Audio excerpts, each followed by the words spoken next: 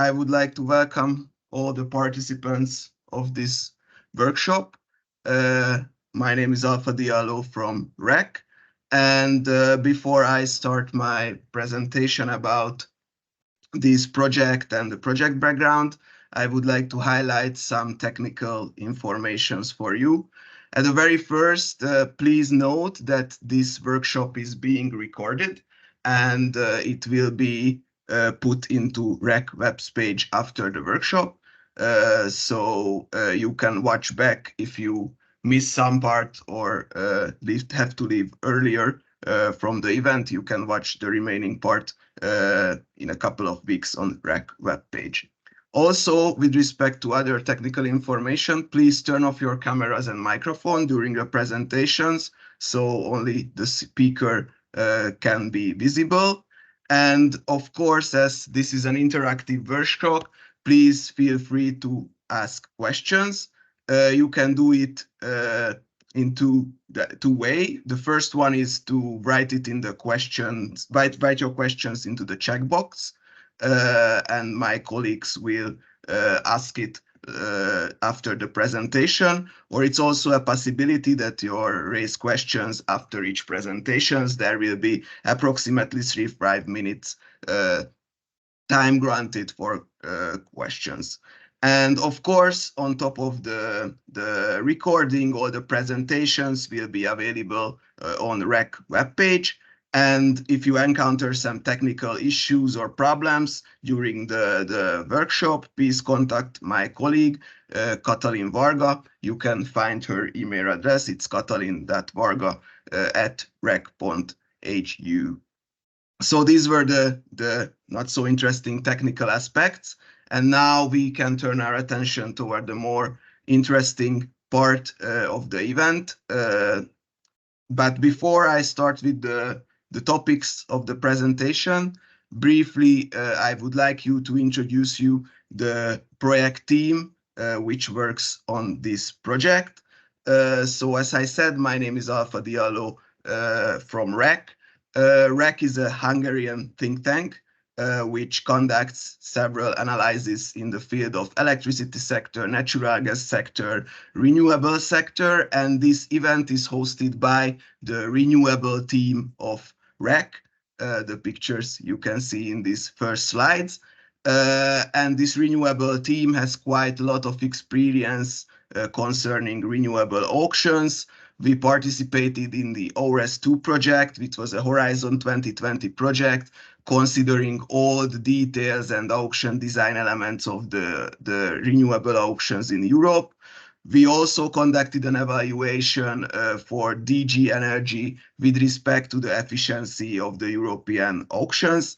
And we also participating in some advisory work. For example, we provided some recommendations for implementing auctions in Armenia.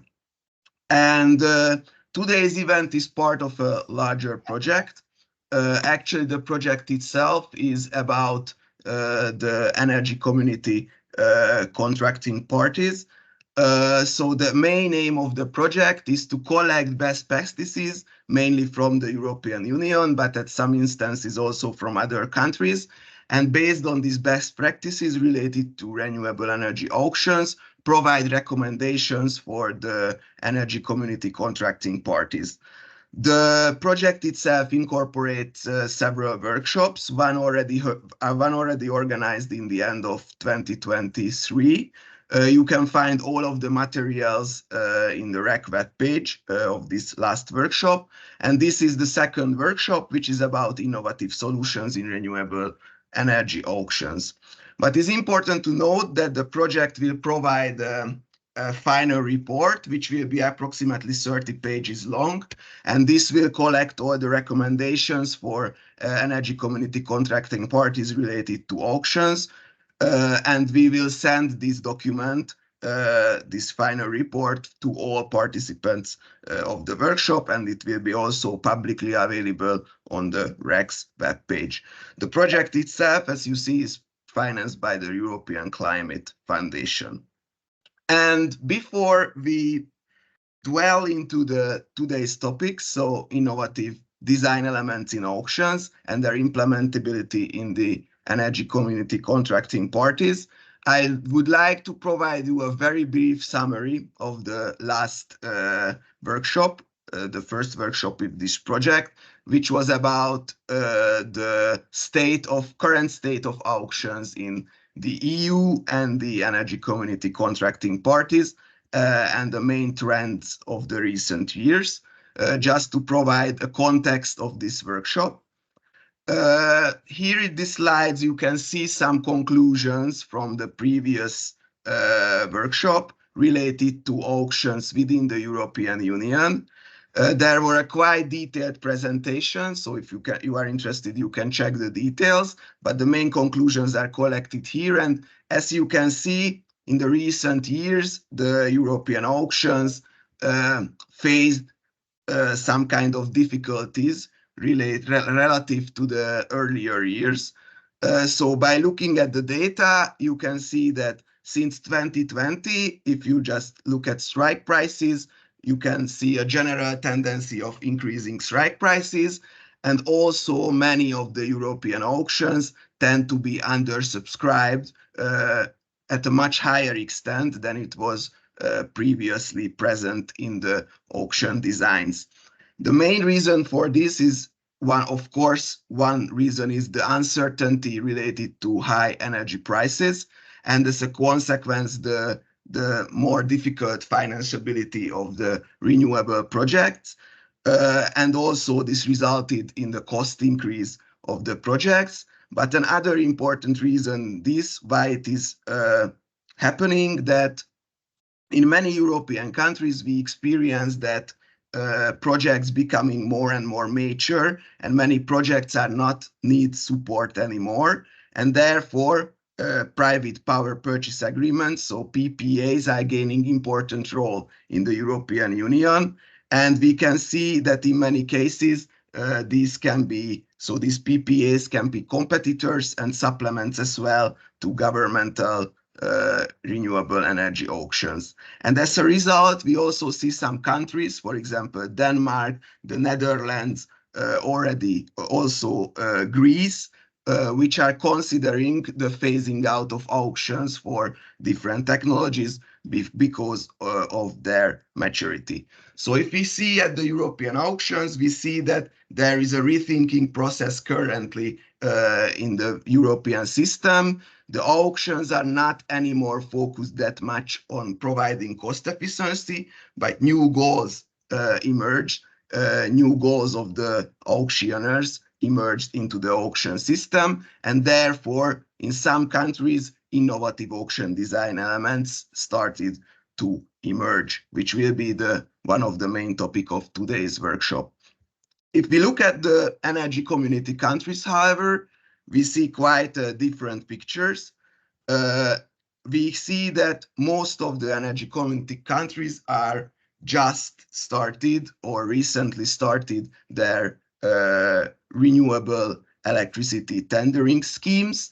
There are two countries which organized more than one round, which are Albania and North Macedonia, but also other countries starting with the auction systems. There were one round in Serbia and Georgia, and already a round is ongoing but not yet concluded in Kosovo, and other energy community countries thinking of introducing auctions. In some places the regulation already at place, but in other places the regulation is still in process. And if we look at these auctions, we also see that in general there are some differences identifiable with respect to European auctions. One important difference that the auctions are not as much heterogeneous as the European auctions. Of course, there are many important differences present, which were detailed in the last workshop, but in general, we see that there are some very important characteristics which determine these auctions. One I would like to highlight is the technology specificity. So all the contacted auctions were technology specific, and mainly they covered two main technologies, usually solar PV, in some instances onshore wind. And the other relevant characteristics that many of these countries are struggling with the fact that the electricity market exchange is not present or not yet in a very advanced state, which makes the implementation of the feed-in premium systems a little bit difficult. So if you just check the remuneration schemes of these countries, we see that in some instances there is already a premium system, either usually CFD or fixed premium scheme is present in those countries, but other countries are experimenting with some kind of hybrid systems, for example, feed-in tariff, which transform into a CFD at a later date when the market becomes liquid enough to conduct a CFD type of remuneration scheme. And the third important point is that usually these auctions are targeting cost efficiency, so price competition is the main aspect of the auctions. So these new design elements are not yet present in the energy community auctions. And my final slide is about the innovative design elements within the EU, and I would like to connect the EU and the energy community countries together in this with this respect. So as we see in the European Union, there are new goals emerging with respect to auctions. These are to introduce new technologies within the auction scheme, to incorporate environmental aspects more into the auction scheme. For example, in France, it's a pre-qualification criteria that the life cycle GHG emission of the power plants not to succeed, cannot be higher than a certain threshold. Also, grid integration of renewables becoming more and more of a problem in different European and worldwide countries, and therefore they introduce measures which try to help the grid integration of renewables. And of course, in the recent years, there were high prices present in all energy markets, which required some direct intervention to how to avoid over-subsidization of renewables. And today's topic is mainly to take a look on these innovative measures, to evaluate them, which is more efficient, which are less efficient, and to assess whether these innovative measures have place in the energy communities countries' auction design. And therefore, you can see today's agenda. First, you will hear 3 presentations, which were prepared by my colleagues, and both presentations touch these different aspects of the topics highlighted. The first presentation will be about the Dutch SD++ scheme, which focusing on avoiding carbon dioxide emissions. Then there will be a comprehensive case study focusing on grid integration and how to tackle the grid integration problem of renewables. And the third presentation will be about a newly emerging tendency, which is our storage and renewable with storage auctions, which is a relatively new phenomena in the European Union. And the event will close with a panel discussion about the applicability of innovative design elements in auction schemes. Here there will be policymakers from relevant energy community countries and also renewable energy experts who will share their views on the topic. So this was my introductory presentation, and now I would like to give the floor to my colleague, András Vékony, who will introduce you to first presentation, which will be about the Dutch SD++ scheme. Thank you very much for your attention for this introductory slides. Thank you, Alpha. Welcome, everyone. I am András Vékony, and I will present the Dutch SD++ scheme, which has the innovative approach that it does not target the deployment of renewable electricity, but it aims to contribute to much higher level goals, namely the reduction of CO2 emissions. I will start with the general overview. And here I'd like to highlight some general point about the Dutch renewable energy support schemes. At first, it is an auction where a predefined support budget is allocated, so it's not about capacity level or generated energy volume. Secondly, it is a support scheme which aims to compensate for the unprofitable component of the production.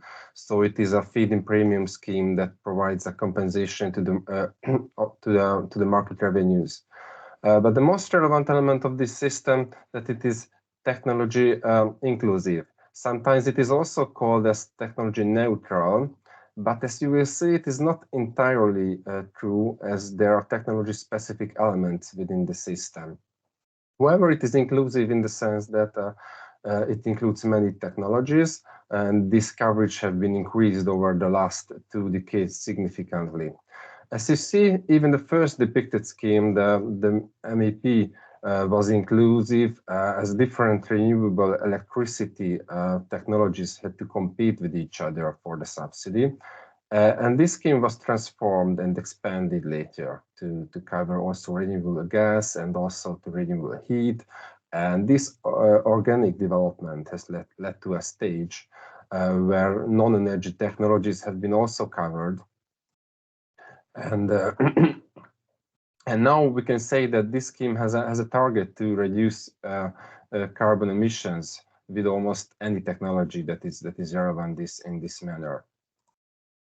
My presentation will focus on the last step, so the transition from supporting renewable energy generation to CO2 reduction, but I believe the conclusion will be relevant also for the earlier steps.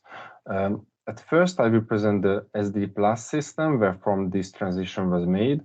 Secondly, I show the most important methodological issues of a CO2-based scheme.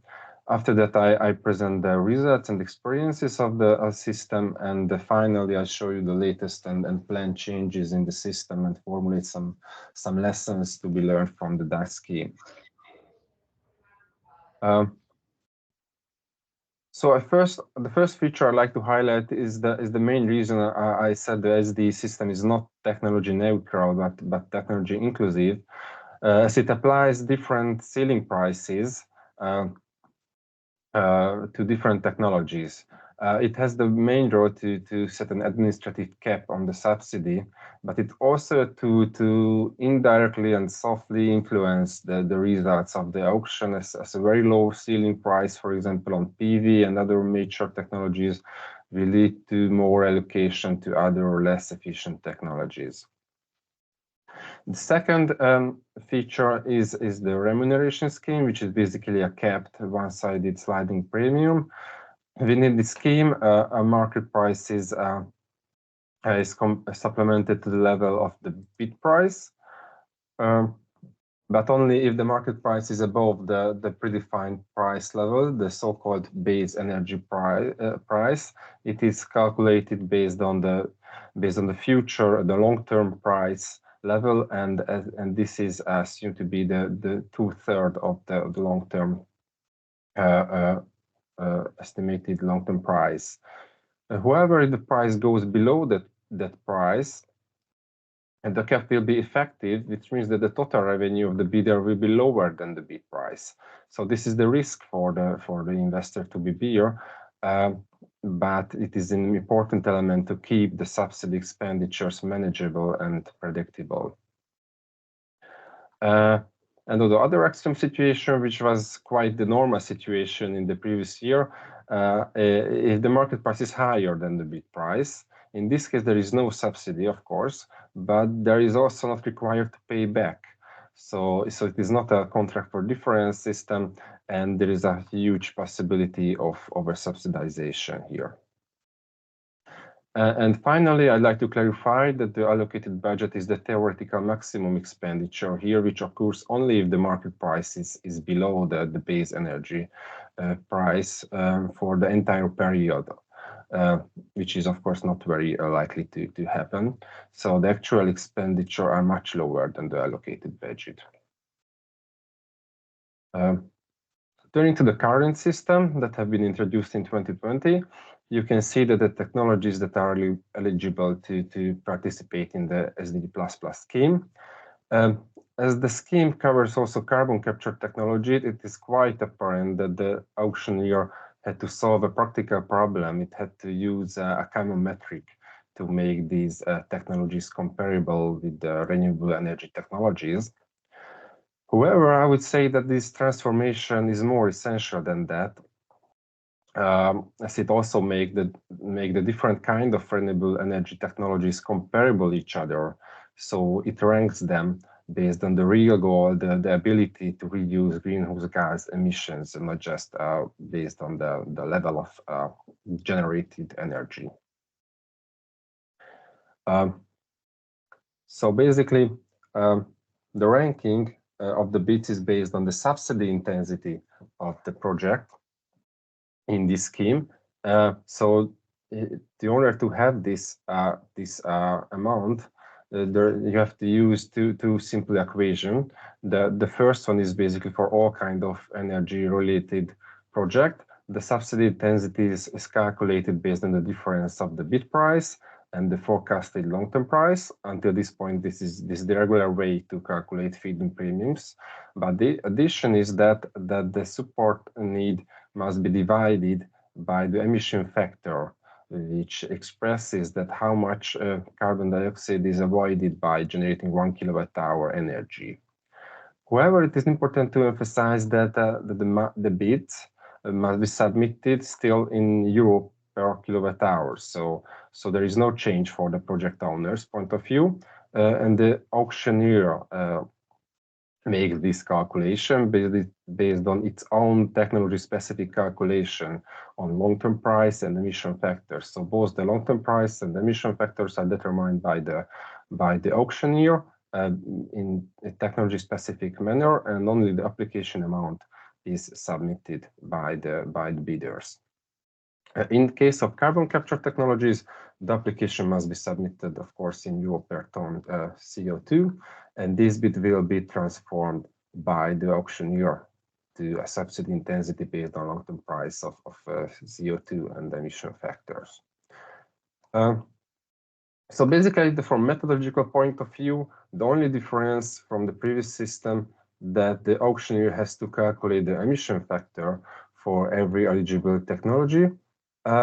But this is not a very simple exercise, as the actual emission factor, so the CO2 abatement caused by 1 kilowatt-hour renewable energy varies continuously. For example, in case of renewable electricity, the replaced generation depends on the demand, the level of demand, the current structure of the merit order, and the net import-export position also. So it can vary from hour to hour, basically.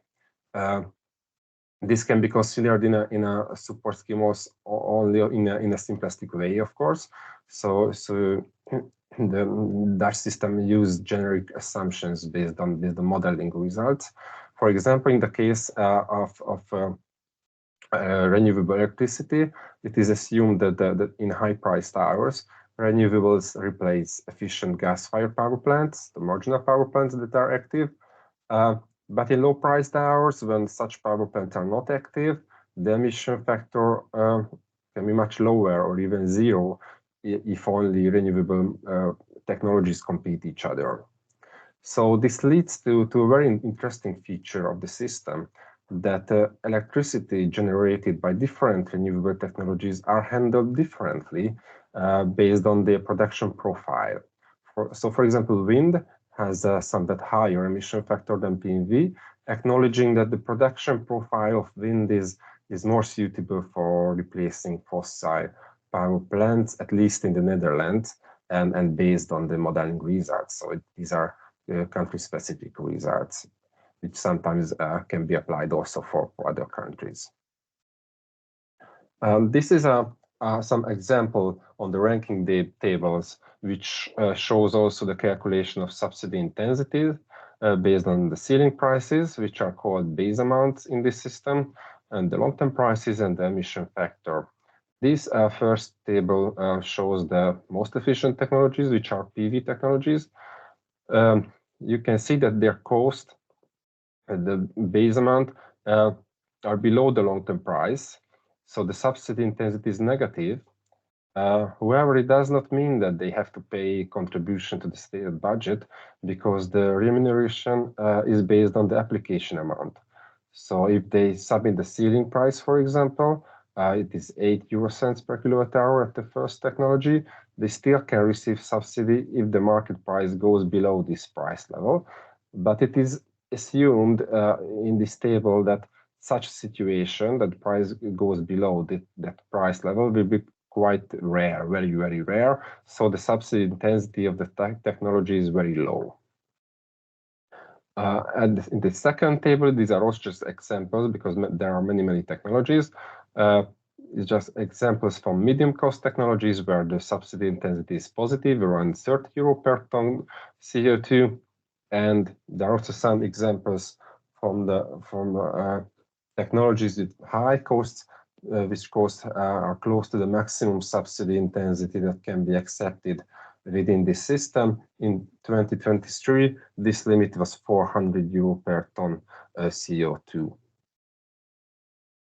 Let's have now a look at the results of SD Plus and Plus Plus systems.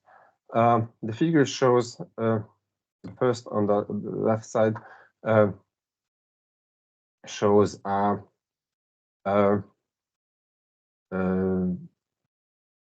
the allocated budget per large technology categories. In general, the SD Plus system was able to subsidize a high diversity of technologies, but between 2017 and 2020, the category of renewable electricity dominated the auctions, especially the PV. This has changed drastically by the introduction of SD++ system. In this year, the largest share was allocated to the low CO2 production category. Even if there are more, these technologies are more costly. So this results.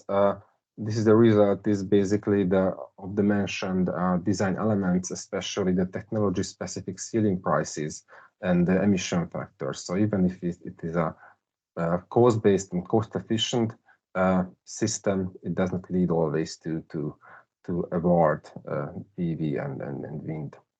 The other conclusion that can be drawn, that the SD++ system can be an efficient tool for decarbonization of the industry and industrial processes, and it is considered to successful in this sense. However, decarbonization of the building sector and the built environment, it was considered by experts that that goal was not effectively promoted with this support scheme, and you will see that some changes in the system are made in order to solve this issue. The second figure on the right side shows the realized cash expenditures of the RES support schemes, which of course has an increasing trend, but it is because the increasing number of supported facilities and the increasing number of capacities that are supported. But the general aggregated level is still much lower compared to the allocated budget, as the market price is generally much higher than the base energy price. You can see a major drop in the expenditures in 2022. This is obviously the result of the high price environment. However, one might say that this 500 million euro is still much higher than it should be. And in other countries, this amount was negative. So budget received contribution from the investors and didn't pay them. So this is also a sign that some amendments maybe have or are needed. So that is my final point, my final section about the latest and planned amendments. The first one is a major change in the concept of budget allocation in order to facilitate the development of technologies that are not competitive, although they are considered important for the decarbonization of the economy. And these technologies are mainly related to the building sector and the heating technologies. So So it is envisaged that by introducing the domain fencing, these technologies could have more subsidy, and the dynamic efficiency, so the long-term efficiency development can be promoted. However, after the introduction of this fencing, it is even more clear, I think, that the auction scheme cannot be called as technology neutral anymore. These are rather technology baskets, but it's still technology inclusive, as many technologies are covered within the same general framework. The second change is related to the remuneration scheme and the aim to avoid over-subsidization. It is still not planned to introduce the CFD system into the SD++ system.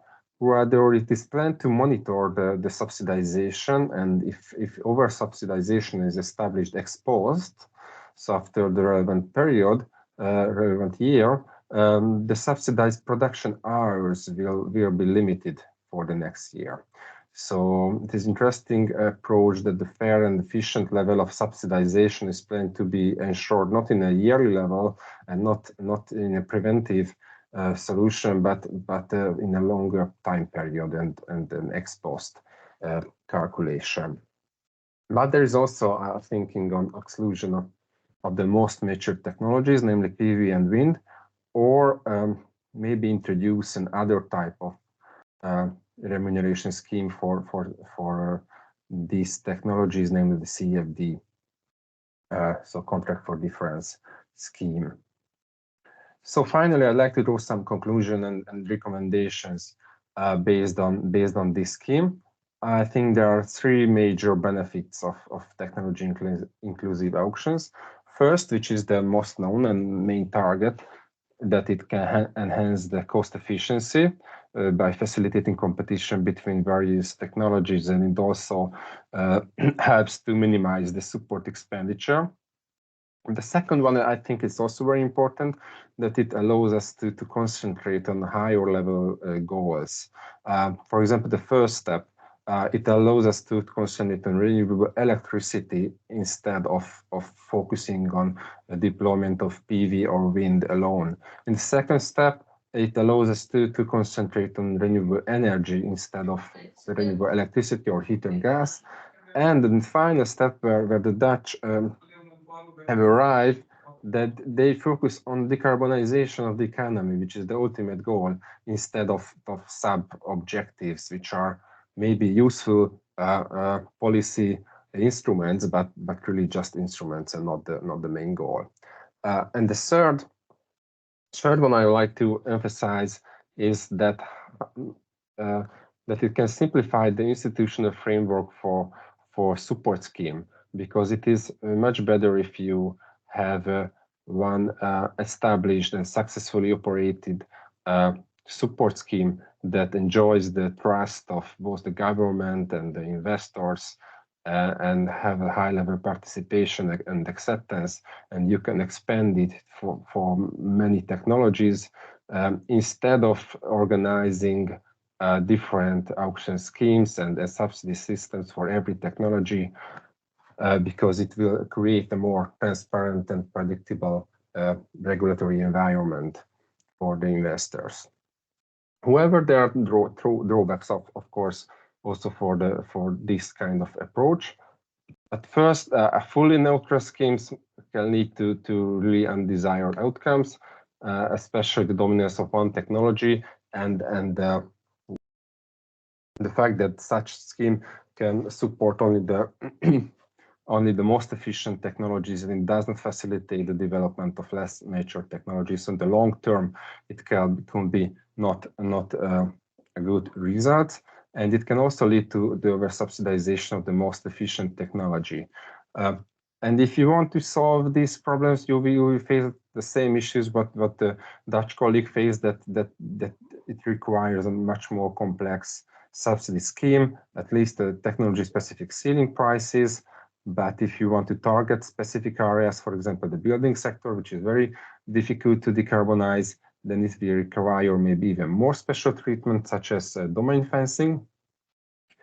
And if you want to include non-energy technologies, then you have to calculate emission factors, and you also have to monitor the production of the industrial production, basically, because until you only promote electricity generation or energy generation of energy generator facilities, then it's much easier to monitor and calculate the subsidized production levels. But in case of industrial production, it's a quite different situation.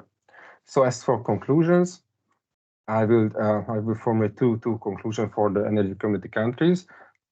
First is that it really makes sense to organize multi-technology auctions, as subsidy expenditure can be lower in this way, but a step-by-step approach is recommended, starting with making PV and wind technologies compete each other, and maybe later other technologies can be also incorporated. And the second one is to focus on establish a transparent and predictable support scheme with regular auction rounds, make sure that this system operates well, and this can be further expanded and developed later based on the experiences, and which is much more favorable approach compared to operating many different schemes, and especially compared to organize ad hoc one-time subsidy programs that have no continuation. Thank you for your attention. Thank you very much, András, for your very interesting presentation about this Dutch scheme, which can be considered really advanced in European terms as well by inclusion of this lot of technologies, but still making some kind of competitions between them. And now I would like to give the floor to the audience if they have some questions related to this presentation. Approximately we have time for 2 questions. So please, if you have questions, raise your hands or turn your camera in and feel free to ask András.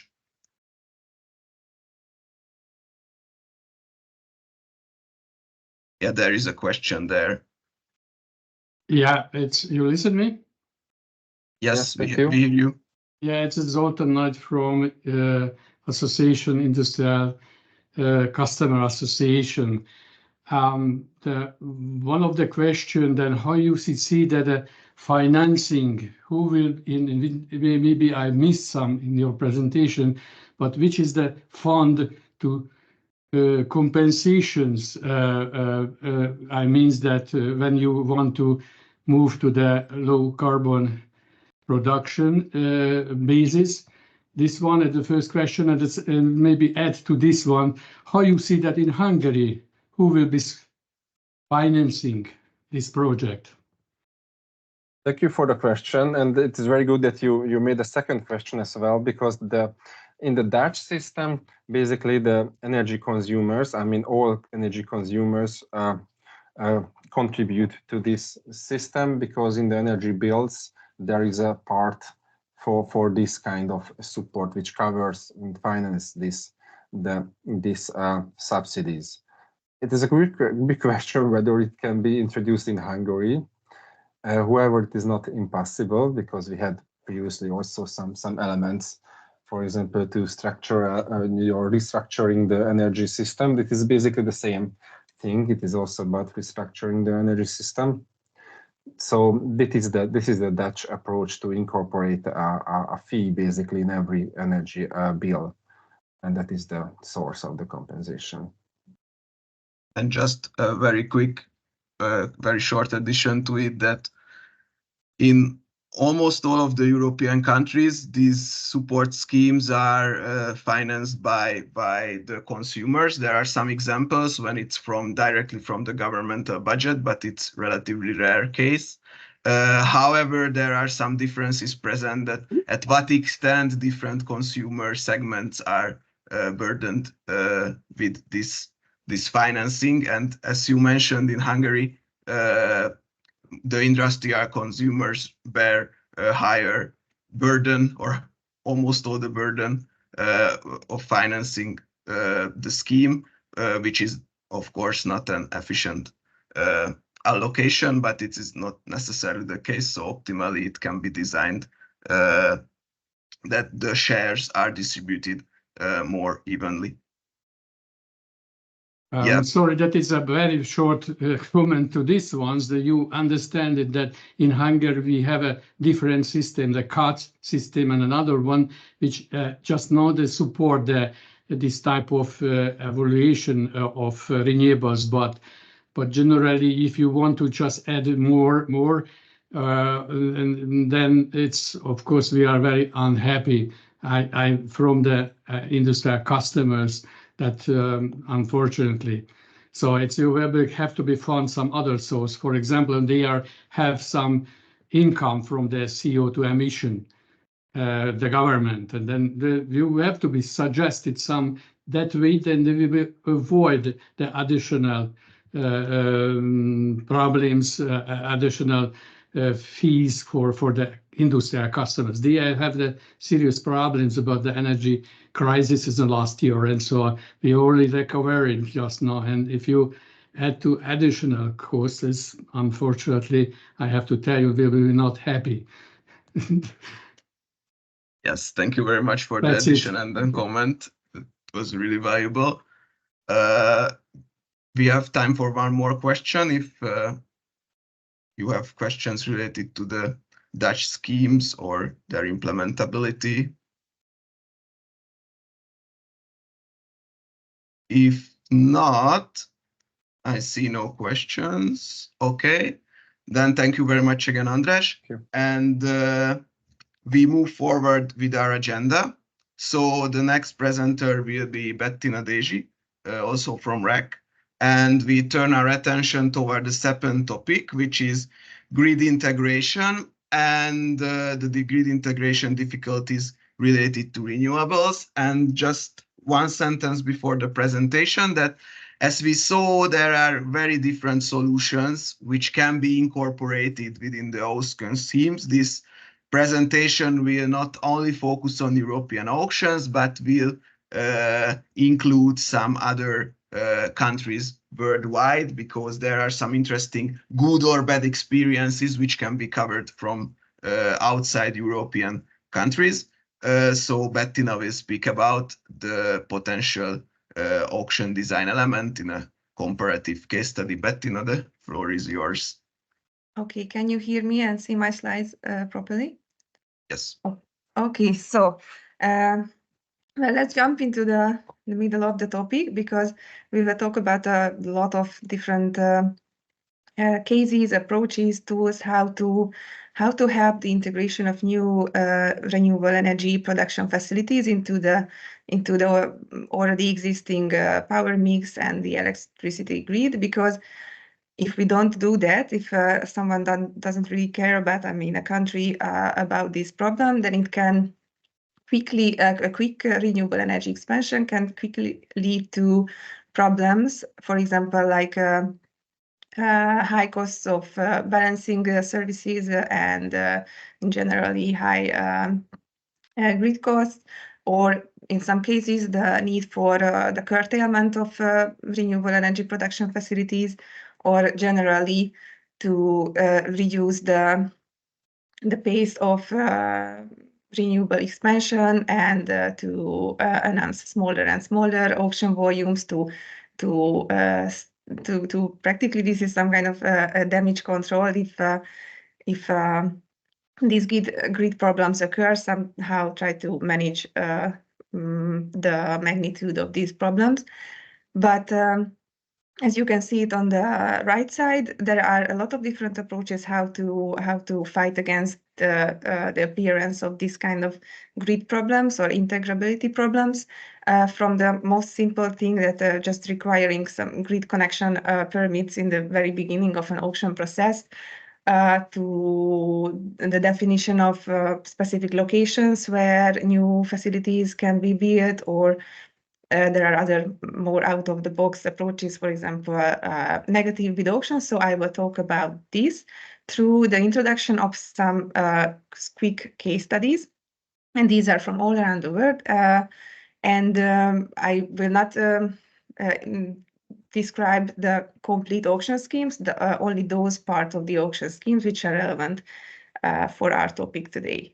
So I will quickly start with the Colombia case of Colombia, where what is important is that these countries and in general the South American countries have a quite long history with firm energy auctions, but they started to focus on renewables quite lately. Actually, Colombia was one of the last countries, or even the last one, in South America who started to organize auctions focusing on renewables. And now I will talk about 2 auction rounds, both organized in 2019.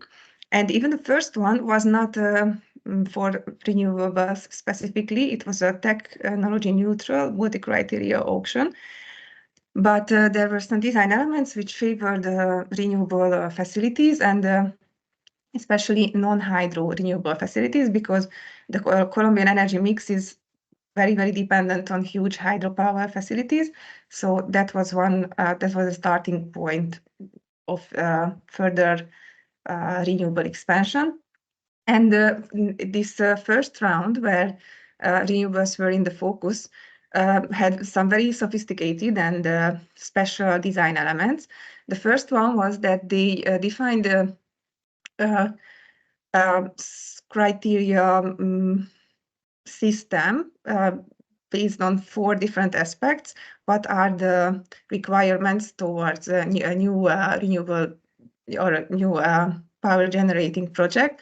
These were considering the resilience and the diversification of the energy mix. As you can see, this is on the small table on the slide.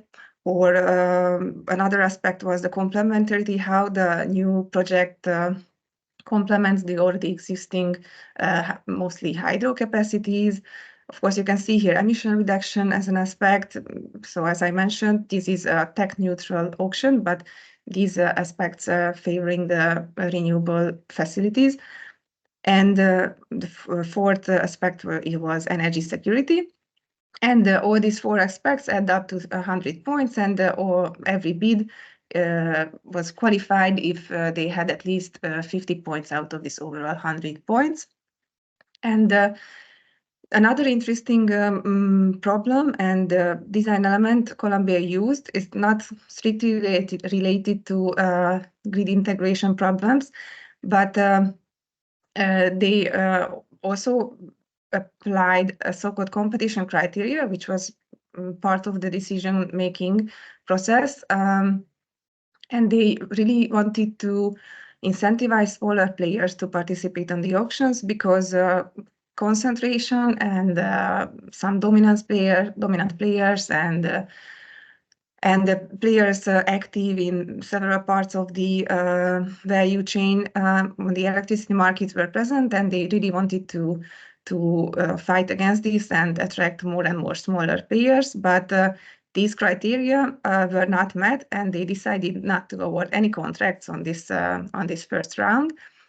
But they quickly announced another round in the same year. This was at the end of 2019. And they made quite significant modifications to the auction rules. And the first one is that they decided not to care about these qualification criteria I described on this table on the slide. And they also simplified the competition criteria, which was part of the decision-making process. Their only criteria remained is that one bidder could not be awarded with more than 40% of an auction round's volume. But what is more interesting is that they introduced time slots, 3 time slots per day. One was for the evening, one was for daytime, and one for the night.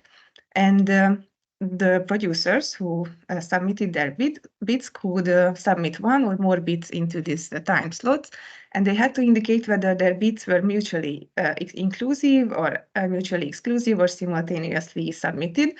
So what are their relations of one, for just to tell an example, that they bid in the daytime slot, but they only accept to be awarded if their bid in another time slot also wins. And if the offered volume, the offered volume they included in their bids were for a specific time slot, and for all the hours it was the same amount. So if a solar plant produced a little bit less energy compared to the offer it made, then they had to buy it from the market on the spot market on variable prices. So this is kind of a risk, and if they produce more than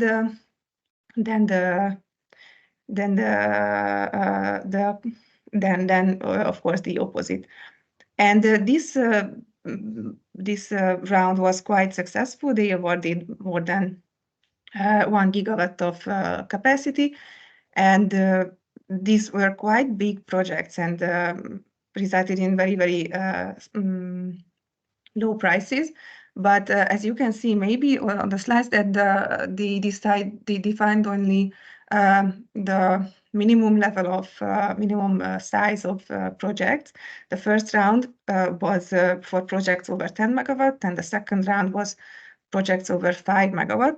But the average size of these projects were around 100 megawatts. So even if they wanted to incentivize smaller players and attract smaller players, this wasn't very effective rule.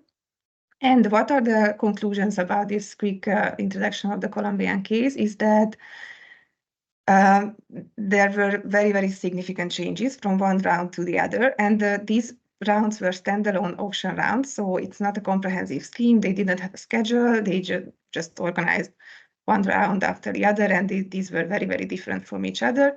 But the way how they changed the rules from one round to the other, they were very open to stakeholder feedback about the auction design.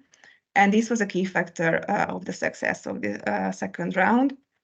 And one small critique maybe of this scheme is that these time blocks help to adapt to the variable energy demand. But in the case of PV projects, the daytime slot is 10 hours long, and it's quite different how much energy they produce in the beginning of the day at 7 o'clock and how much energy they produce in the middle of the day. So this can bring some risk to the PV producers, and overall, there were maybe 6 or 7 wind projects and only 3 PV projects, and despite the country's excellent solar potential, maybe this design element was not that good for PV producers. And now I will talk about the next example quickly. It is the case of Argentina, and I will talk about 2 auction schemes. The first one was the renewable program between 2017 and 2019. And there were 3.5 auction rounds organized in this scheme. The half round is after the success of the first round, they quickly organize another one with the exact same rules. That's why they call it a half round. And there was a 4th round announced, but it hadn't been launched because the scheme was closed.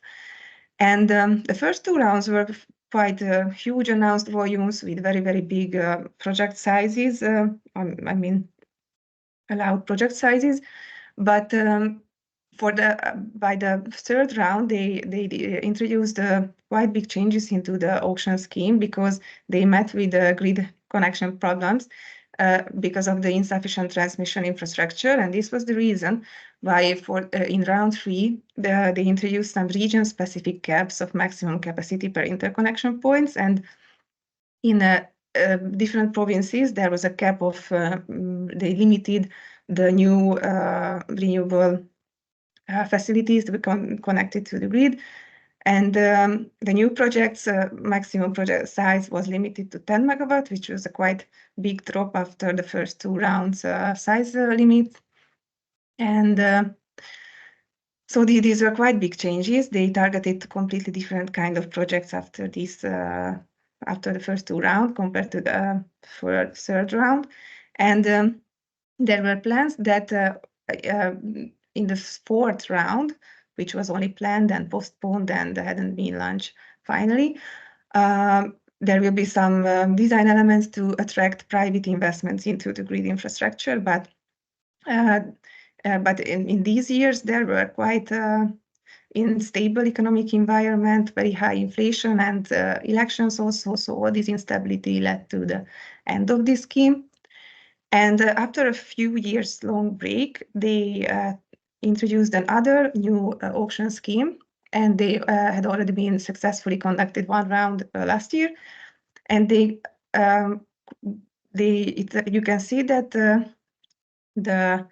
how to integrate these new facilities was quite in the middle of the focus of this auction scheme, because the way how they designed it was to define two different goals, two different packets of the announced volumes.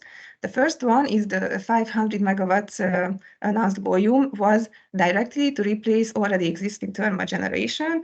Of course, these have where they want to, what kind of facilities they want to replace. So the location of these and the grid connections are known.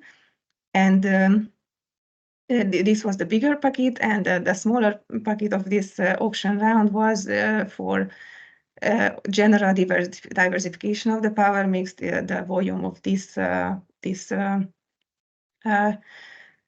part was a lot smaller, and these projects could be located anywhere in the country. And what are the takeaways from this example is that Argentina mostly applied location-specific approach to find those places on the grid and those project sizes which can be connected to the grid without any bigger damage or higher costs.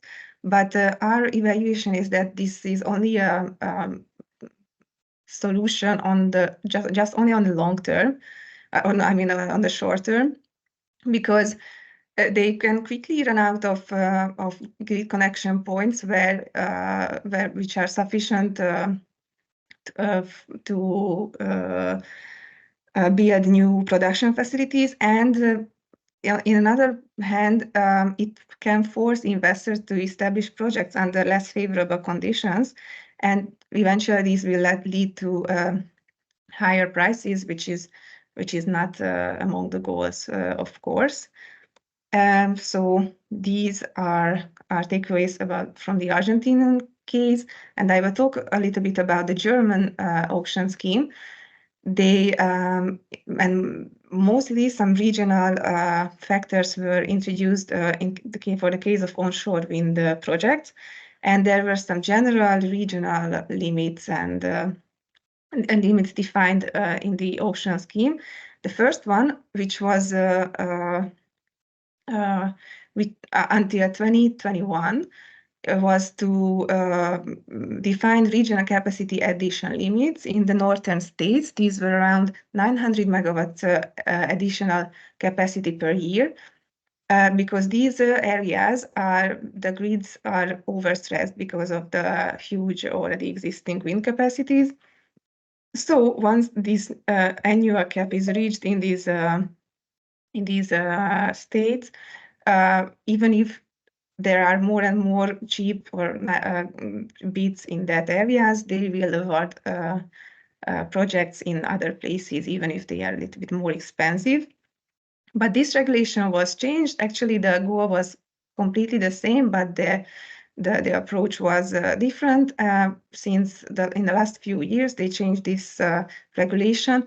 So now the rule is that at least 50%, or from this year 20% of all the awarded projects must be located in southern areas where the wind energy potential is not that good. It's still good, so I think it's a quite important difference from the Argentinian and German case. Both countries' renewable potential is quite good in many cases, but of course, when Germany wants to incentivize to build wind projects, which are not the best locations, they are still quite good. So that's an important thing to add. And there were other correction factors used in the German onshore wind auctions, the technology-specific onshore wind auctions, they adapted the bid prices by the so-called reference yield model.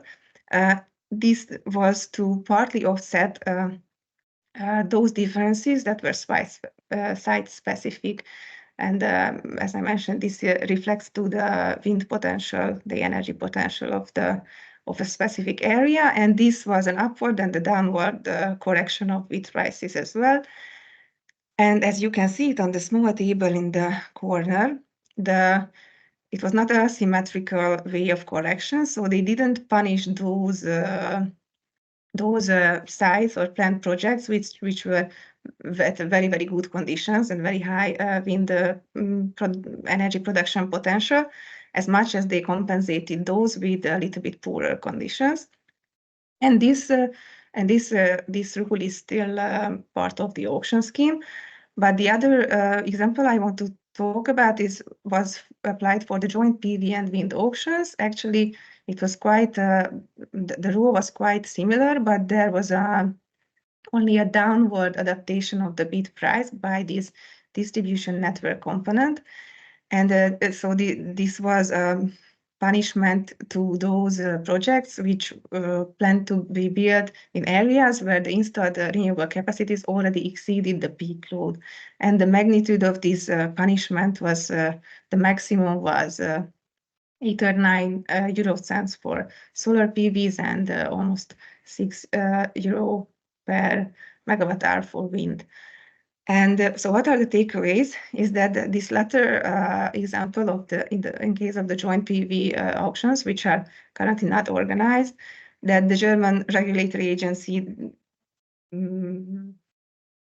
concluded that it had a very little or practically no influence on the auction results.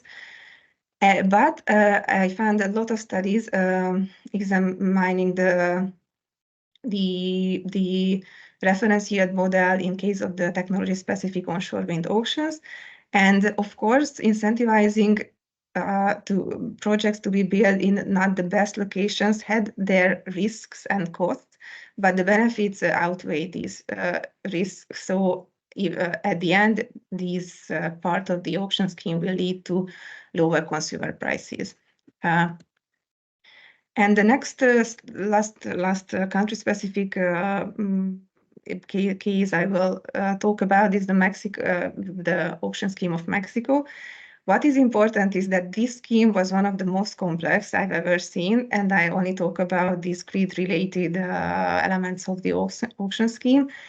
There were 3 rounds organized in 2016 and 2017, and how they approached the integrability of new renewable facilities is that they adjusted the bid prices by regional aspects and hourly aspects to follow the variability of electricity demand. And they also did some financial adjustment because in these countries, the inflation is usually higher than what, especially in this decade, what was in Europe, for example, and their investments are and their return is very strictly dependent on the peso-dollar exchange rate. So the financial part is also important.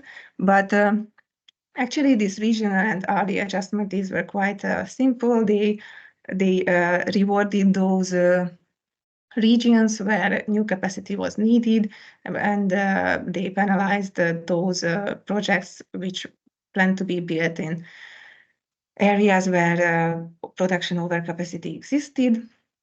And what is important that they adjusted the prices according to these regional factors, and this was the base of the awarding decision, but the support was not calculated. But this adjustment was not included in the calculation of the support. And it is also important that this regional adjustment was the significance of this was a little bit reduced after the first round. And the hourly adjustment, of course, it followed the daily change of electricity demand. And of course, there's nothing very special in this, but the interesting thing is that this hourly adjustment and financial adjustment was added to the bid the bidders submitted, so the support was calculated by including these two last adjustments. And what are the takeaways of this?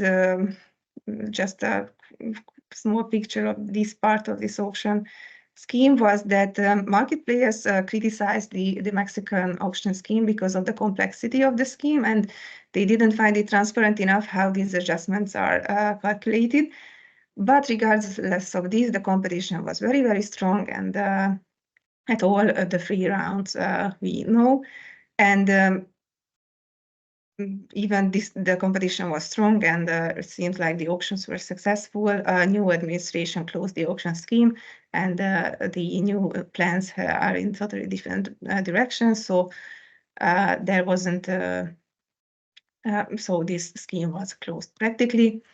And the last example was rather another different approach. These are the negative bid auctions, which can be a good tool to help grid integration of renewables. These negative bid auctions mean that project developers do not receive financial support through the auction schemes, but they have to offer a lump sum payment or a production-related payment just for the right to be able to realize a project. The benefit of this scheme is that this scheme actually brings new financial sources which can be invested into the grid development. So this allows the integration of more and more new capacities that can be connected to the network.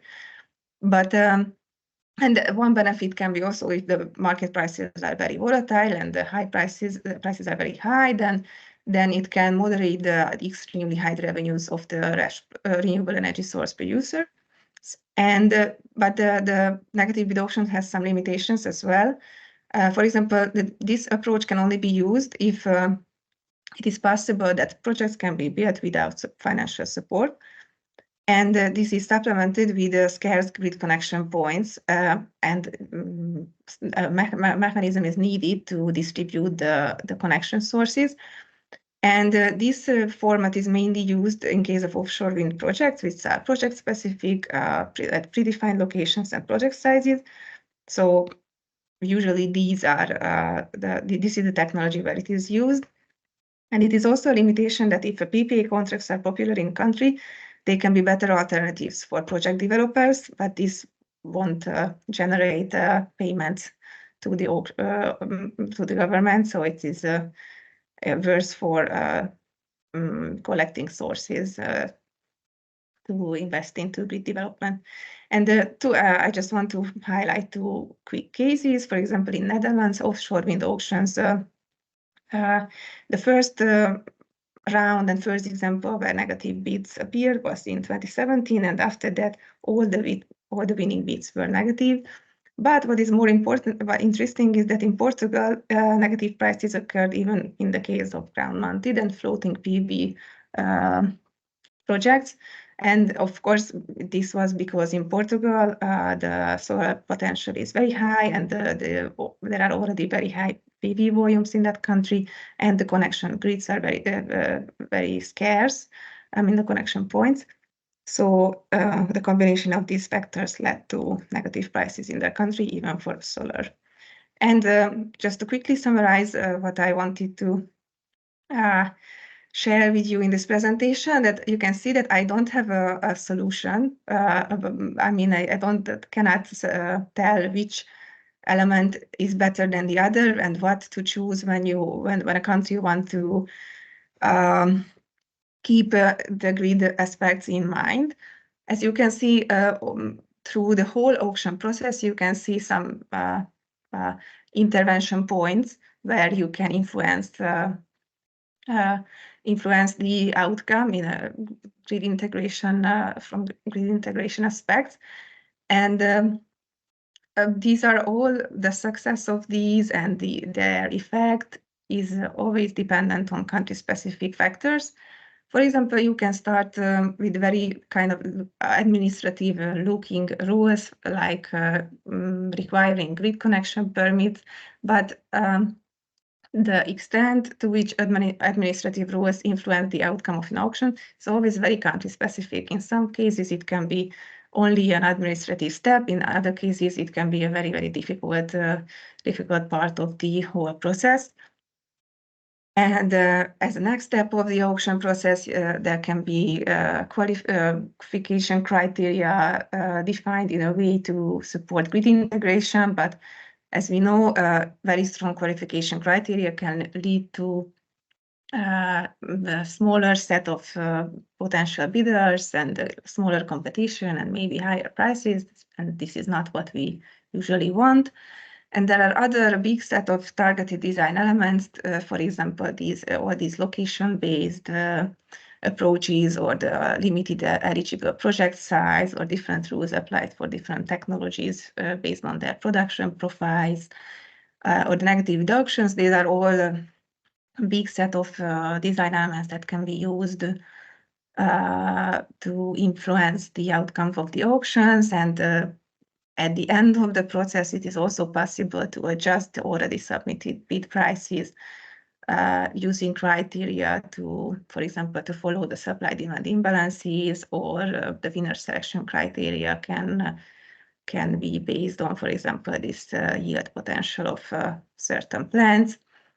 So many tools can help to balance the difference between technologies and geographical features to support grid integration. The question is at what cost and what are the other country-specific factors. So every country has to consider all these factors for their specific case. And this was the last thing I wanted to share. And feel free to ask questions. But I'm also very happy if you share with me your ideas, your opinion about these approaches. What do you find better tool than the other? Or if you know any examples which are more interesting than the ones I presented, you can share them as well. Thank you. Yeah, so thank you very much, Bettina. As we saw, there is no good solution, but a lot of experimenting at different countries as the problem is present, but the solution is not evident. So we have time for 2 questions or comments. Please raise hand or turn your camera in if you have questions or comments related to the presentation.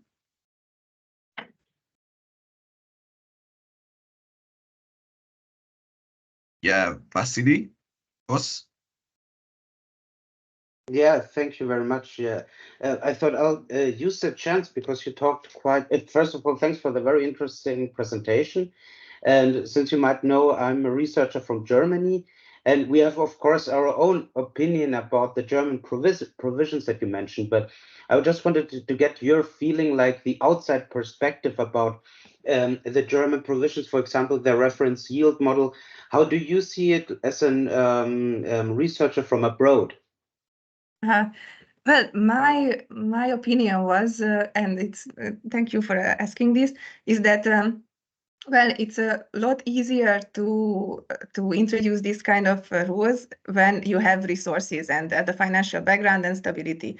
And even in Germany, in even the not the best sites are still producing quite good amount of electricity. So this is not like a step back to incentivize bad quality projects to be built. So this is also just so I think these are quite rational and don't bring the that aspects that brings bad incentives and bad outcomes. So I think Germany has a little bit better position than, for example, South American countries.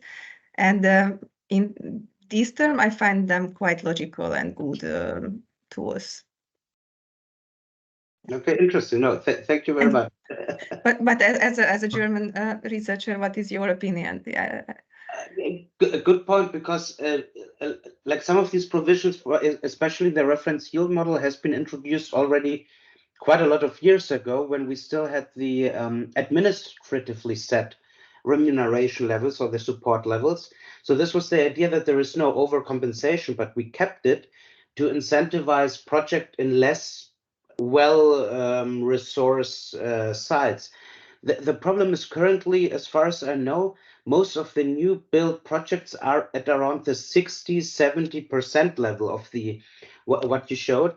So in the end, I'm not sure if this is still the way forward to go. Like, I remember a couple of years ago, I had a discussion with some arena colleagues, and they were like, why are you doing this kind?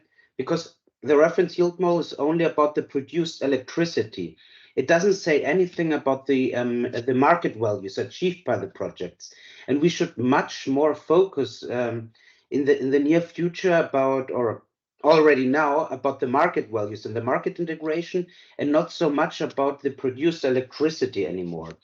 So I'm actually, like, the researchers in Germany are not so fond of this reference yield model anymore. Like, there are some more, the other provisions that you said are quite interesting approaches, especially like the southern quota, or in the joint auctions with the different, but it gets so complicated so fast. But yeah, we still have this issue about grid integration and how to do it in the next years, especially in Germany. It's horrible. Just maybe for the audience, the problem is the very good resources are in the north of Germany, but the electricity demand is in the south, and we don't have the enough grid capacity. So it's a very, very, very big issue. I just saw it today today in the newspaper again. Like, we give so many billions of euros just for this issue of shutting down renewables in the north, because we can't transport the electricity from north to south. So it's actually a very big issue, but maybe more about this later on. Okay. Yeah, actually, we'll touch these topics in the roundtable discussion as well. And yeah, I quite agree with your point that these issues probably help a bit, but probably won't solve the whole. As we see, it's only tackles a minor part of this grid integration issue, which is, of course, still good if it's there, but other measures probably help this more. Okay, we have still time for one question from the audience or comment. Okay, if not, then thank you very much, Bettina, for your interesting presentation comparing these countries. And now another comparative case study will follow up. As many of you probably aware of, in Europe now the auctions related to renewables supplemented with battery storage systems or just battery storage system auctions are getting more and more popular. As this project is focusing mostly on renewables, therefore this presentation will mostly focus on this renewable electricity plus battery storage auctions, and the next presenter will be Maria Barteklesi, my colleague from REC. Maria, the floor is yours. We can't see your presentation now for some reason. You can't. No. Now, can you see? Yes, now we can see it. Thank you very much. Hello, everybody. My presentation will examine the primary feature of renewable electricity plus storage auctions, also known as hybrid auctions, drawing on some examples from EU countries. First, we will review the main objectives of these kind of auctions and how storage systems are involved in them. Then we will overview the schemes in some EU countries, including Germany, Hungary, Portugal, and Spain. And then we will summarize the lessons, and I will show some issues to be considered by energy community countries if they are planning to establish such schemes.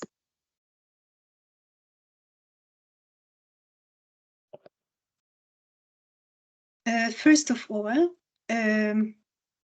what kind of purpose these auctions have. The most important purpose of all of these auctions is to enable network integration of renewable electricity to the grid and increase system flexibility. The main forms of incorporating storage into the auctions are providing the option to participate in regular auctions with or without storage. This is most probably the standard actually in all auctions, whether it's explicitly highlighted or not. But in many cases, because of the still high prices of storage, it is explicitly spelled out in the auction calls. And because of the high prices, there are usually either special auction rounds for renewable electricity plus storage installations, or there are special rules, remuneration rules for these installations. In some of the schemes, bidders are mandated to incorporate storage in regular auctions, like we will see in the case of Hungary. And also, there are schemes which primarily focus on supporting storage, but also provide contracts for storage combined with renewable electricity. If you look at the rules related to the location of the storage installation, then we can see two types. One is when the storage has to be co-located with the renewable electricity plant, sharing the same grid connection point. And the other is when it can be installed at any location in the country. And as regards the rules related to operation, in some cases, the operation of the storage is limited to storing the electricity from the plant exclusively. And in other cases, they can exploit all business opportunities. They can participate in ancillary markets, electricity markets to capitalize on arbitrage opportunities, and so on. Let's start with Germany. In Germany, the so-called innovation auctions seek to support combinations of intermittent and dispatchable sources, the later of which include storage, for example, next to biomass or biogas or other dispatchable renewable resources. In the combinations supported, at least one of the resources have to be intermittent, wind or solar. The main goal of the scheme is to increase the network's capacity to accommodate renewables. And also one of the main problems in Germany is the high number of negative price hours in the market. So another goal is to decrease the occurrence of negative prices. In Germany, there were 7 auctions organized so far, starting in September 2020. And so far the offered capacity was 2.75 gigawatts, of which 1.98 gigawatts were contracted. Since 2022, biannual capacity auctions have been planned, and the offered quantity will be quite much. Until 2028, it will be 5.5 gigawatts altogether, which is about 10% of the offered PV contract capacity in German auctions.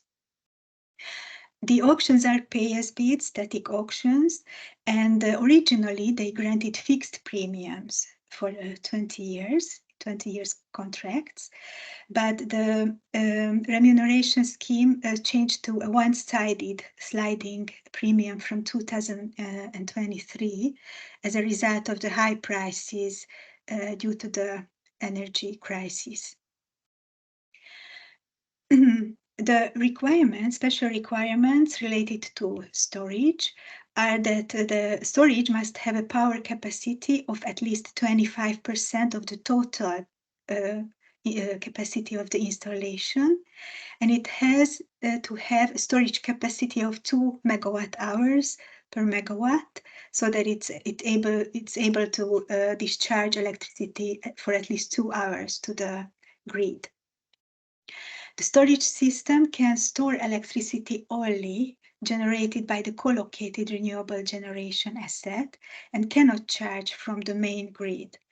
The reason for this is to avoid blending green electricity with fossil-based power, and to avoid the installations, the supported installations, to compete in electricity markets with non-supported installations. As regards the results of the latest auction, which was in 2023 September, 779 megawatts were bidded, and for the 400 megawatt auctioned capacity, 408 megawatt were contracted, and the average awarded price was 38.3 euro per megawatt hours. It's interesting to note that the earlier auctions in 2022 and 23 were not very successful. So actually what helped this auction to be more successful was that the capacity limit was increased from 20 megawatts to 100 megawatts, and the ceiling price was increased substantially. Okay, let's turn to Hungary. The Hungarian scheme, called METAR, is a technology-neutral auction. Although wind technology is not able to participate because of very strict technical and siting conditions set by the regulation. The regular auction organized in March 2020 included a requirement to install a storage system, also next to the PV systems which were actually participating. The goal of incorporating the storage was to contribute to the operational security of the system. And the auctioned quantity was 864 gigawatt hours generation, provided in 2 size categories: smaller size category with 5 to 20 megawatts, and the larger one with capacity between 20 megawatts and 50 megawatts. The Hungarian auction scheme is a pay-as-bid static auction, providing 2-sided CFD, contracts for differences for 15 years.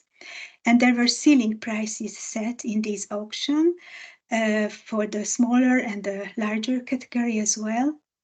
74 euros per megawatt hour in the smaller and 69 euros per megawatt hour in the larger category, calculated at the exchange rates of that time, set in the auction call. The storage related requirements included that battery storage had to have the nominal capacity of at least 10% of that of the power plant, providing at least 1 megawatt hour per megawatt storage capacity. And bidders had to obtain accreditation for providing automatic frequency restoration reserve services, which will have to be maintained throughout the support period. And for this, 75% of storage capacity has to be available. The interesting feature of the Hungarian system is that the battery can be replaced anywhere in the territory of Hungary. If we look at the results of the auction, we could see that there were quite few valid bids, and all of them were contracted. All of them were winners, and the prices were quite close to the ceiling prices because of the lack of fierce competition.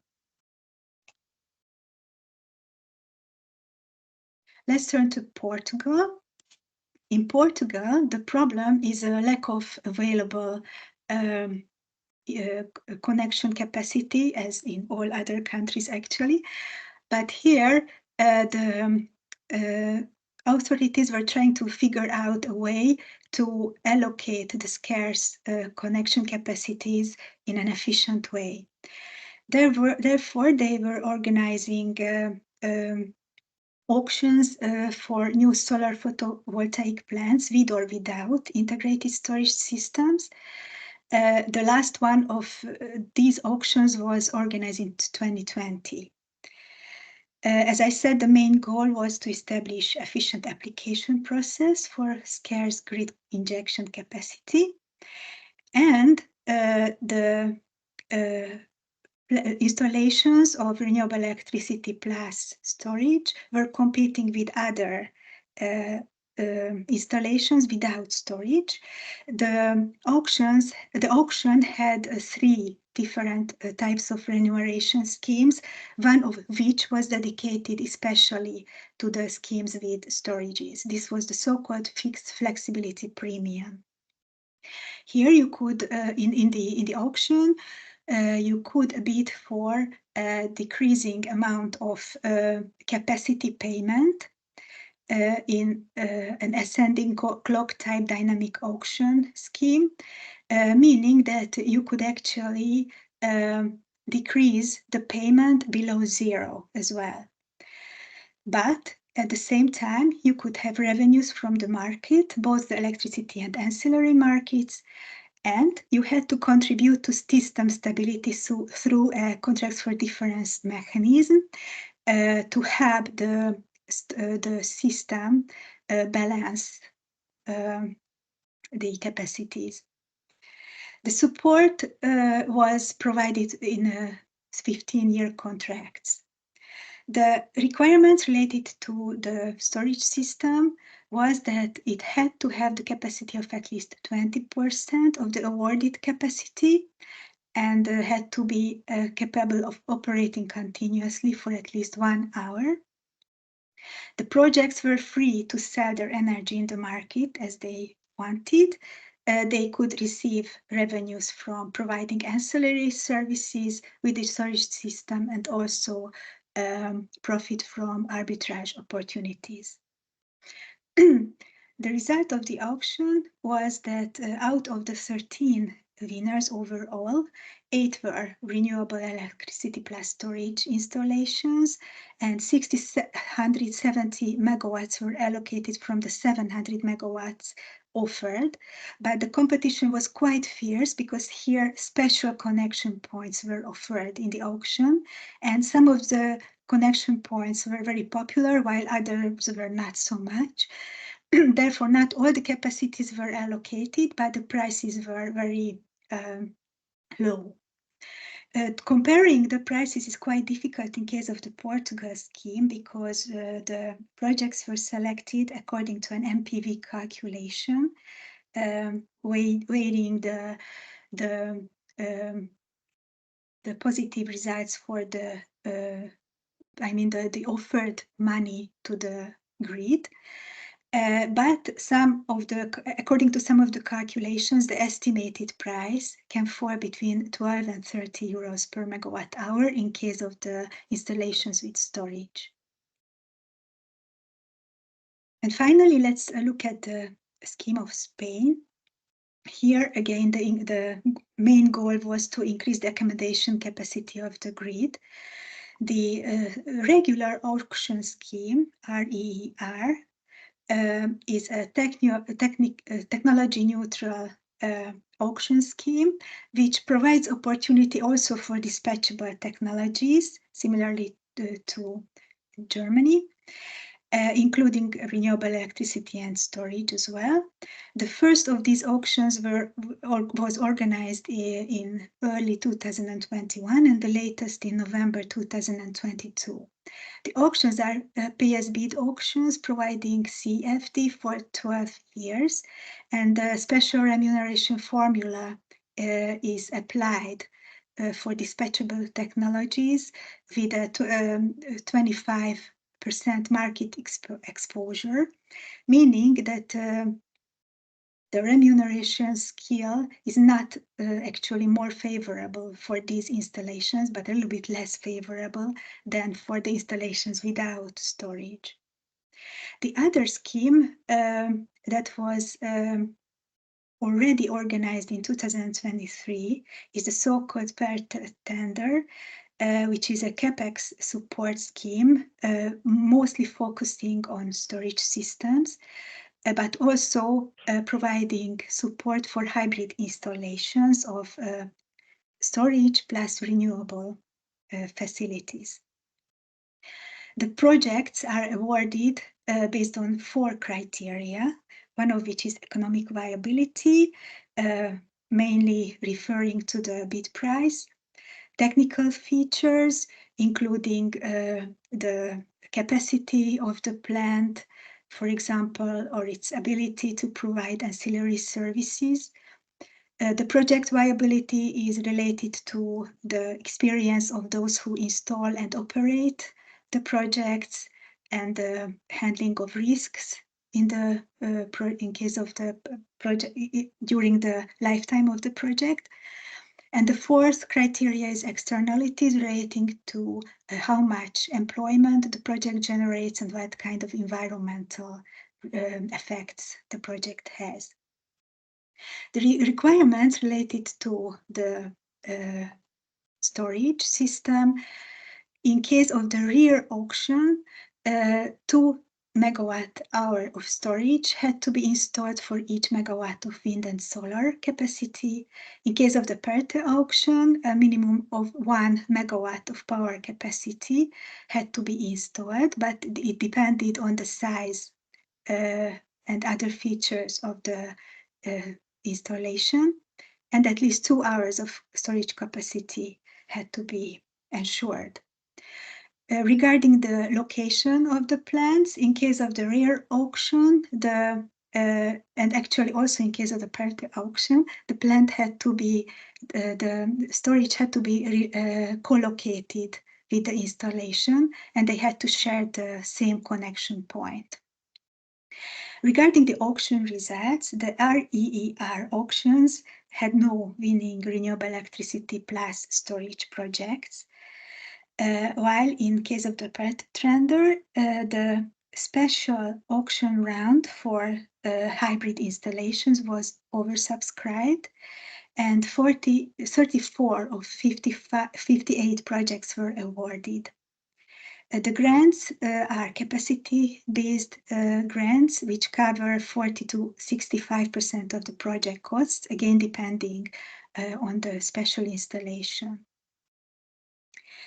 If you would like to summarize these cases, then we can see that the form of incorporating storage is a special auction for innovative solution in Germany.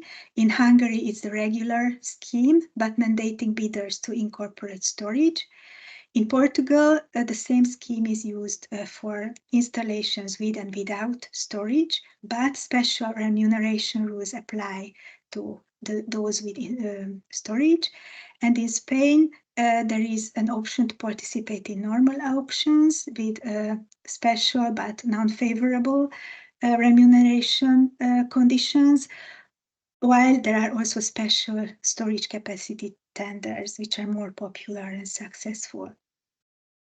Regarding the location, almost all the cases, the installations have to be co-located with a renewable electricity plant, except for Hungary, where it can be located anywhere in the country. And regarding the restrictions related to operation, in Germany and in Spain, the installation can store only the electricity of the co-located plant, while in Hungary and Portugal, no restrictions of such apply, except that in Hungary, a certain storage capacity must be available for system services. Looking at these cases, we can see that the form of incorporating storage is usually aligned with the main goal of support. If we look at the fact that the plant has to be co-located in Germany, Portugal, and Spain, where the main problem is the scarce grid connection capacity, while in Hungary, the main goal was to stabilize system operation. Therefore, it was not a condition that the installation is co-located with a renewable plant. We also could see that when the normal auctions include storage opportunity, then it requires a special remuneration scheme, which might make the auction design more complex. And the third thing is that if the regulator would like to ensure a fair competition in electricity and ancillary markets, then it might put some restrictions on operation. However, this can result in higher prices, as we could see in Germany, and without that, lower prices could be achieved in Portugal, for example. It is an interesting question also whether we are 100% sure that the other storage systems in the market were not receiving any support. And finally, some issues to be considered in energy community countries if they are planning to establish similar schemes. First of all, they have to look at the state of ancillary services markets and the state of electricity market in the country. Second, they have to look at whether there are other sources of flexibility, dispatchability in the country. And third, it is advisable to look at the grid, the state of the grid and local bottlenecks to incorporating renewable electricity to the grid. In case there are no well-functioning markets, then auction might be a good idea because it might provide incentive to invest in storage system services, and these schemes might actually ensure fixed, well-predictable income to the investors.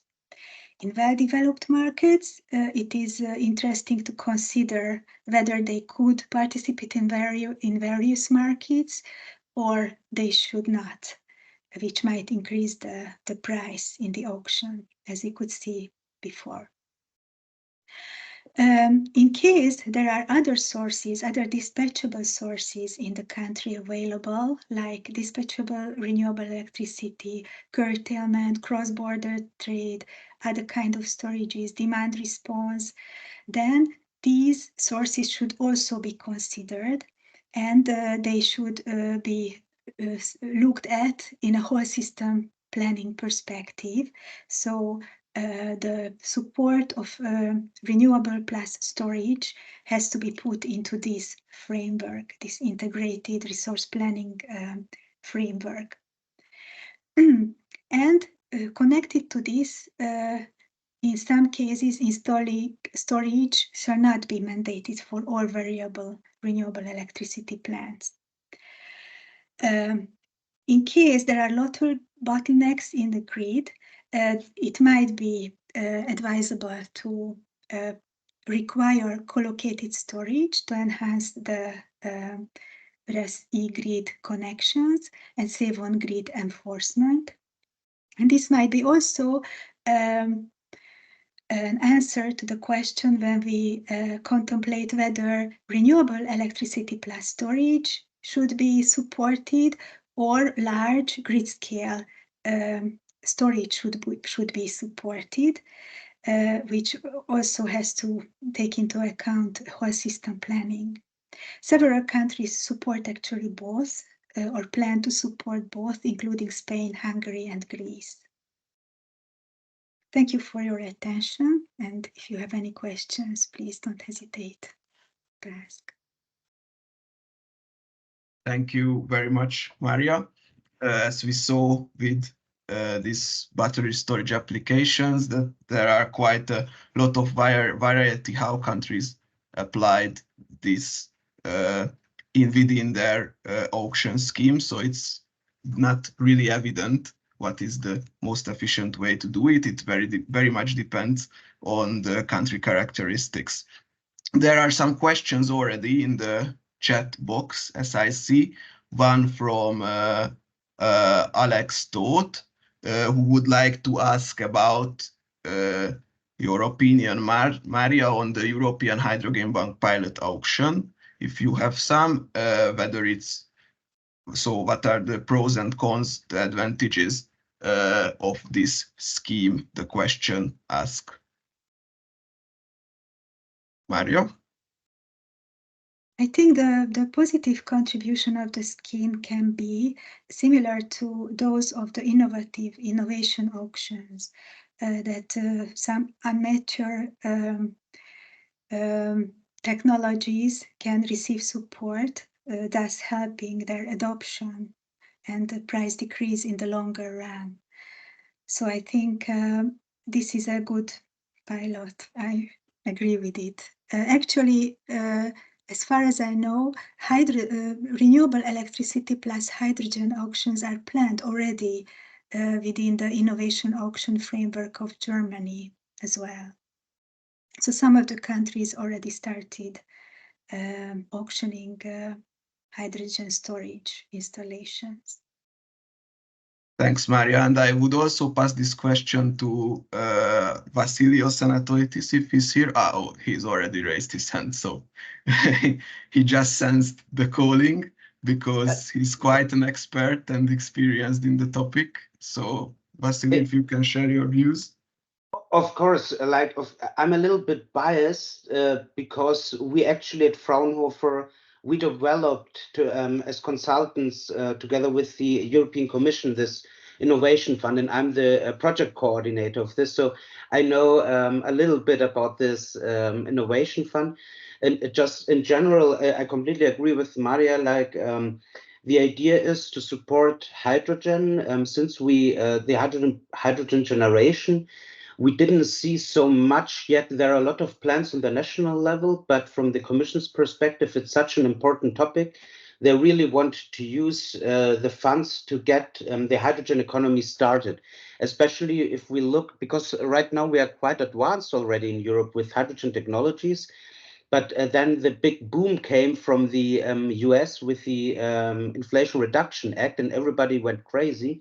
So the Innovation Fund auctions, and especially the overall European Hydrogen Bank, can be regarded as an answer to the IRA in the US.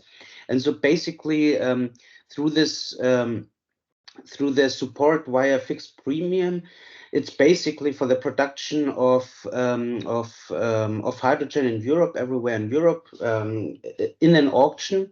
And I think to connect it with the topic that you mentioned with storage, and as you rightly said, in Germany we are trying in the innovation auctions to use hydrogen as kind of a chemical storage and use it again for electricity, which I personally don't like the idea, because hydrogen, we are going to need it for the decarbonization of the industry. It doesn't make sense to produce it and then to use it again for electricity, from my humble opinion. But we already see there is the idea to use, for example, even if you look at the delegated act for hydrogen, we have all these requirements with PPA and so on and so forth, but there is also the exception to say, if you use excessive electricity, renewable electricity, that would have otherwise been curtailed, so just lost, use it for producing hydrogen without any further requirements that you need to fulfill. So there is already this thought in there to combine these two things.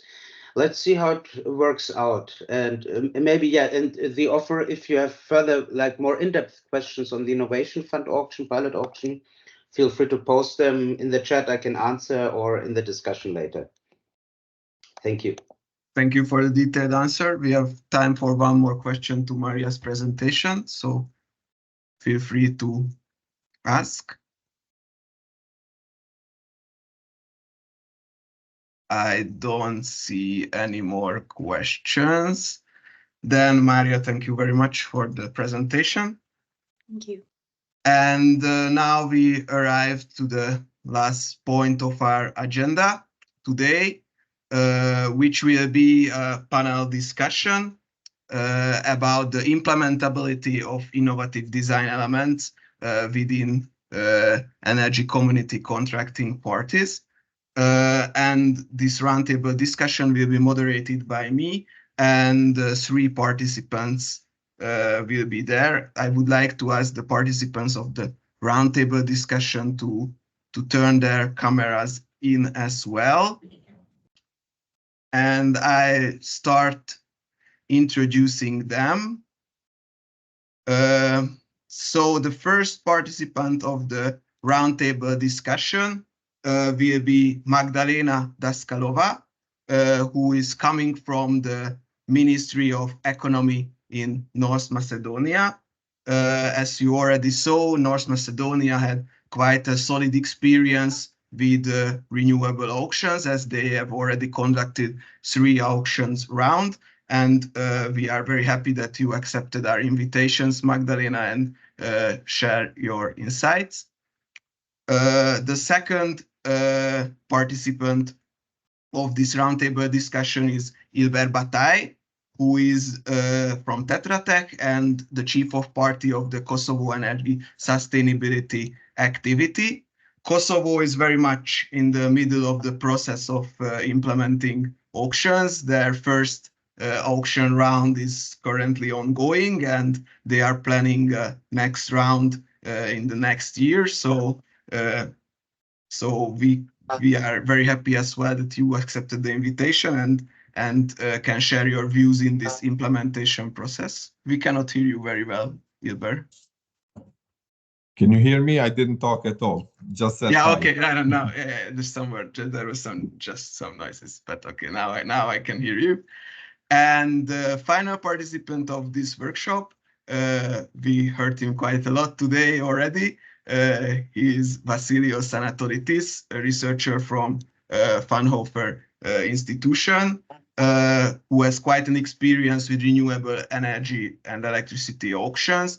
The reason for this is that he was the project leader of the AURES-2 project, which REC also participated in, along with several members from all around Europe. So probably you can share us your experience regarding auctions. So first of all, I would like to start with an introductory question that you heard many different presentations regarding different aspects of the auctions, if we step forward or step away from cost efficiency.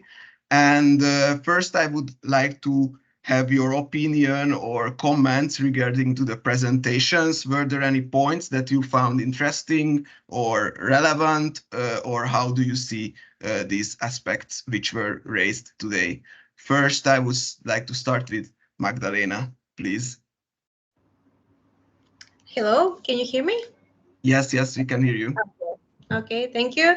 Hello from my side. I'm Magdalena Daskalova, as Mr. Alpha has introduced us. I'm coming from the Ministry of Economy, from the Energy Department of the Ministry of Economy. First of all, I would like to thank you for the invitation, and it was quite a pleasure to hear all these different experiences, both from European countries and other countries as well. I find it quite interesting, and to be honest, it was quite a lot of information to yes, to handle at this moment, because we as a country, compared to what I've heard today, have very much simplified auction procedures and auction design in general of what we have heard today. And we will need some time to digest, and after probably we will receive all these presentations and see what will be and maybe take advantage of some of it. Yes, I do find it very useful, and especially that we are now in a process of let's say in a crossroad of to which direction we shall move in order to have new market scheme designs, auction scheme designs, because as you have said, we have finished 3 tendering procedures so far. I can say quite successful from this point of view. But once again, thank you for all the presentation. It will be for sure more very much useful for us. Thank you. Thank you, Magdalena, and we hope that you will share these ideas, what you're thinking of with these new schemes you mentioned. And now I turn to Ilber to share his views. Yes, thank you, Alfa. Definitely, I'm on the same opinion as Magdalena. The information was very insightful. I mean, as you all would appreciate that any auction process is very country specific, and it depends on the policy of the policymakers on what their desired outcome is, especially what is their target group, and it depends also from the target investors, and depends on the size of the project. And but there were a lot of ideas that could be implemented, but it depends also the country at what stages with the auction and what is the experience of the country with the auction. Initially, in order to attract investors, you want to do it as simple as possible for them. That's why I said it depends from the country and what type of investors and the scale. If you want to bring large scale investors or smaller scale, which also implies for might be a pool for local investors. But definitely there were some very insightful ideas worth on taking note, which I did. Thank you. And Vasily? No, I really like that both Magdalena and Ilber took the point that I wanted to raise, and I find it fascinating. Like, because as you know, Alpha, in the ORIS project, our main message was, especially in the first ORIS project, keep it as simple as possible. And I love it that you all agree with this approach. So on the one hand, I find it very interesting what you've shown us, or basically the experiences of other countries in this regard. But I would still be careful to say, look, try to keep the auctions as simple as possible to attract investors, not make it too complicated, especially when you are at the start of the auction process, or if the renewable energy market is not mature enough. Don't overdo it. Don't look at what other countries are experimenting with, because in the end of the day, it's experimenting. And with a lot of cases, they're rather should be addressed outside of the auction procedure. To frame it and to stop my point, to leave a little bit more time for discussion, I would say keep it as simple as possible, and try not to really support certain objectives in the auction, but at least try not to counteract them. So keep this always in mind. Don't implement something where you know, okay, this might lead to some issues in the future, but try not to support too many objectives in your auction design, because it just gets messy, complicated, and in the end, you might not achieve your intended objectives at all. Yeah, thank you very much, Vasily. And I very much agree with your point about simplicity, as you stated. That was our common conclusion in the ORES project as well.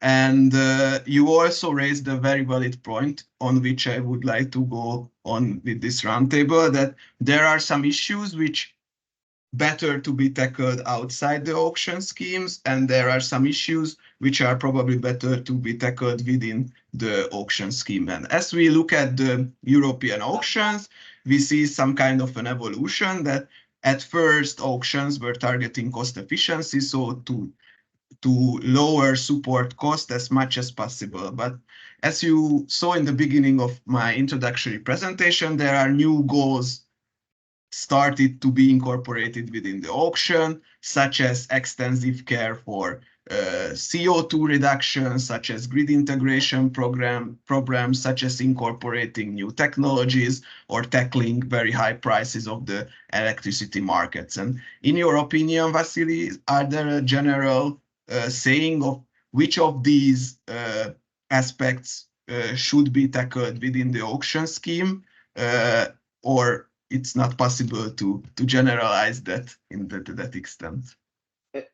In general, I would say, like, always keep in mind, of course, the simplicity, and on the other hand, like, auctions are there to reduce prices, like to find out price discovery and for prices. This economic efficiency is the main goal of auctions. Sorry, Valerie, can you mute yourself, please? Thank you very much. Perfect. Please Yeah. continue. Yeah, no, perfect. Yeah, especially like reducing prices. This is the main goal. Then if I had to say which of what you already explained there, which should be tackled inside the auction, I would say for sure the grid integration, especially with regard as supporting measures to introduce something like for the market integration, the CFDs, market premiums, longer reference periods. Like these are things that could be introduced and are introduced in auctions. Maybe a little bit the safeguarding against this over-subsidization through two-sided CFDs as proposed by the European Commission or the European Union in general, which I say this was something important last year. I think it's not that important anymore. And the greenhouse gas emissions, I would argue, yes, but rather as we see in France, for example, as it's proposed in the Net Zero Industry Act to say, look, we want to use modules, equipment that have low greenhouse gas emissions. Tackling this overall greenhouse gas emission reduction, which is of course like the overall target, from my humble point of view, it shouldn't be the main goal of the auction as such. I think it just gets messy as the Dutch are doing that. So from my point of view, this should be something that be tackled via CO2 price or dedicated auctions for decarbonization of the industry, green hydrogen production, and so on and so forth. And the topics you described are we see that in the auctions, but from my point of view, currently we see more like the resilience aspect increasing, acceptance issues, especially in Germany, we have this issue where sites are not available. So these are, from my point of view, rather the points that can be addressed in auctions. Yep, thank you very much for the detailed answer. And now I would like to turn to the country-specific cases. So we heard Vasily's general idea of which one should be tackled and which one should be not within the auction scheme. But if we consider these issues, so like these grid integration problems, greenhouse gas emission reduction, high prices, which one of those you think are the most relevant in your countries? So what are the main focus in your policy makings? First, I turn to Magdalena. Okay, thank you. I would like just to briefly introduce the participants to this workshop about what we have done in our country regarding schemes, premium schemes. We have started this process, I think, as the first energy community country, and we have introduced feed-in premiums as it was decided to be a fixed premium, and we started the tendering procedures back in 2019. I won't go into details, just to have my point regarding on where we were and where we are now. The first tendering procedure was on the state-owned land. So this was in this perspective now was a huge advantage, and it gave investors certainty to invest in a construction of PV plants. So the government offered state-owned land for construction of PV plants. And what was most important, that the connection to the grid was secured by the government, so that investors should only do the procedure for permitting, licensing, etc. But the land and the connection to the grid was secured by the government. So this is when a phenomenon happened. So when we had the auction on the negative bidding from the fixed premium price, the results came to be 0.01 per megawatt hour offered at this negative bidding. So even back then, this was a signal that investors go and for the land to have a secure land and to have a secured connection to the grid. And at the end, what eventually happened, was that actually the investors paid the country qualification fee, so-called, that was in the tendering procedure, and they tendered and were bidding for the land. If you get my point. Yes. So afterwards we had 2 more tendering procedure, but for private-owned land, and everything was on the side of the investors, to the construction, the land, the connection to the grid, etc.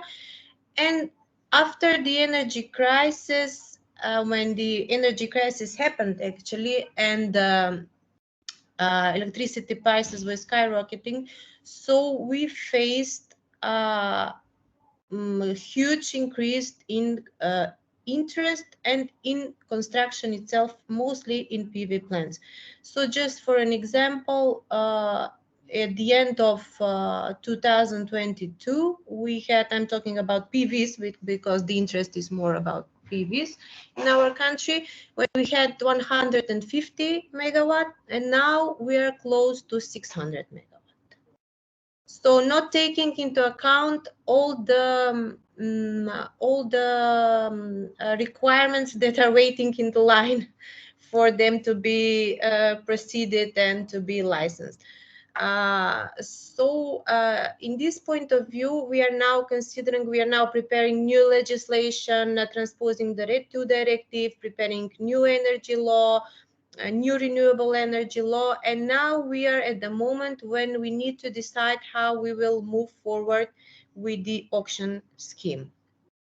So we are making now analysis on how to proceed, because in my point of view, we need to some kind of safeguard against over subsidizing, because we see there is a lot of interest to invest from investors, but also what is critical for most of the country is the stability of the distribution grid, the transmission grid, and the possibility for connection of all these new power plants that are coming to the market. Thank you. Thank you for the detailed response, and these are very interesting aspects that you raised regarding this negative bids and potential over subsidization and how to tackle it in the future. And I have also planned some questions regarding these high price environmental issues, so we will definitely turn our attention back to this question. But now I give the floor to Ilber, so please also introduce briefly your auction system and highlight which of these points for you are the most relevant, bear the most relevance. Thank you very much, Alpha. Kosovo has had a support scheme based on the principle first come, first serve, where it awarded feed-in tariffs on a PPA basis. Basically, it awarded PPAs based on the administratively set feed-in tariffs. That was until very recently. Based on that scheme, we have developed over 280 megawatts of renewables in the country, being mostly up to 140 being from wind.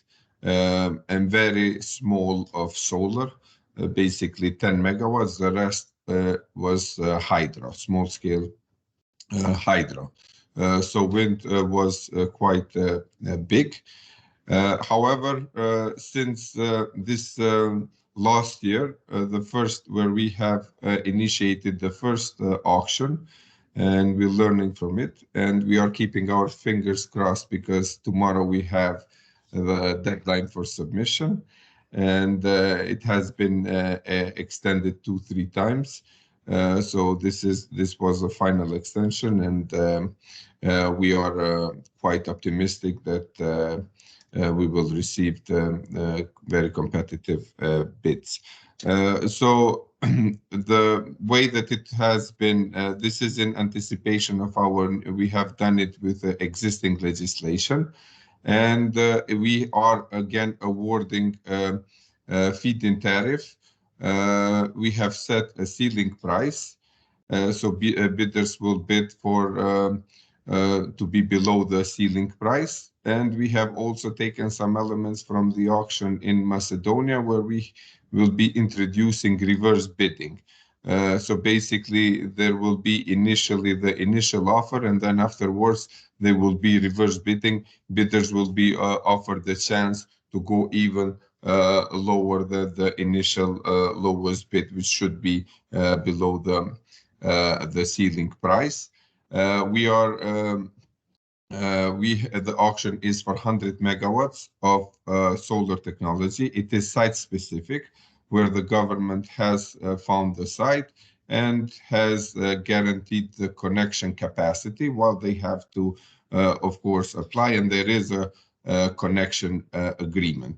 So from the three elements that you mentioned, definitely I would say that it is the grid connection and safeguarding against over-subsidy. When we're saying over-subsidy, because one other interesting element is with the auction, it all depends how mature is your own market as well. And for example, and what are the specifics, the country specifics? For example, Kosovo has an obstacle that it doesn't have. It is an importing country. It doesn't have any reserve capacity, so the imbalancing costs become very significant. So part of the auction is also that the bidders would be liable only for 25% of the imbalance liability. However, that still represents a bit of a risk, because bidders ultimately would desire to have a price cap of imbalance, of course, and that is a bit of impossible for Kosovo to offer, being the state of the market. However, we have offered at least transparency in terms of imbalance prices, historic imbalance prices, for each hour for the last 2 years, so they can make their own analysis if necessary. As I said, we were aiming, because of the size, we are aiming for international investors. What we have seen, like in the case of Colombia example, which was mentioned, that the discussions with the bidders are very important. Basically, the openness and the feedback that you get, and this was the opportunity that was given during the tender procedure, during the period for clarification, where we received a lot of feedback, and we saw actually that initially we had very strong qualification criteria from the technical side, because we asked for at least one project of a similar size, implying that like 100 megawatts in last 5 years to be built, and then that we had to reduce to at least 30 megawatts of solar, and leave just 100 megawatts to be in last 10 years of different technology, not only solar, because there were limited bidders who have done that high of a size. So these sort of adjustments that we had to do. And as I said, for the future grid connection and the potential for grid connection is very important, because in Kosovo there was a lot of interest because of this administrative scheme, which we had first come, first serve. A lot of parties applied for grid connection, both on distribution and transmission level, where they blocked the capacity because they put in place connection agreements, which at the beginning did not have an expiry date, and then we had to adjust that to do with an expirational period. So that's why this limits you in terms of where and how much they can build. So that's why we're saying that both of these elements are very much important. And of course, Kosovo being 95% generation from lignite, greenhouse gases emission is an important factor, and it goes without saying that any construction of new capacities for RES contributes directly in that by default. So, thank you. Thank you. You both raised many interesting aspects on which I would like to go further on. First, probably let's start with high prices, because that one both of you mentioned. First, I turn with this question to Vasily. So, what design element you see which would beneficial in dealing with this over-subsidization of project? How it is possible to tackle?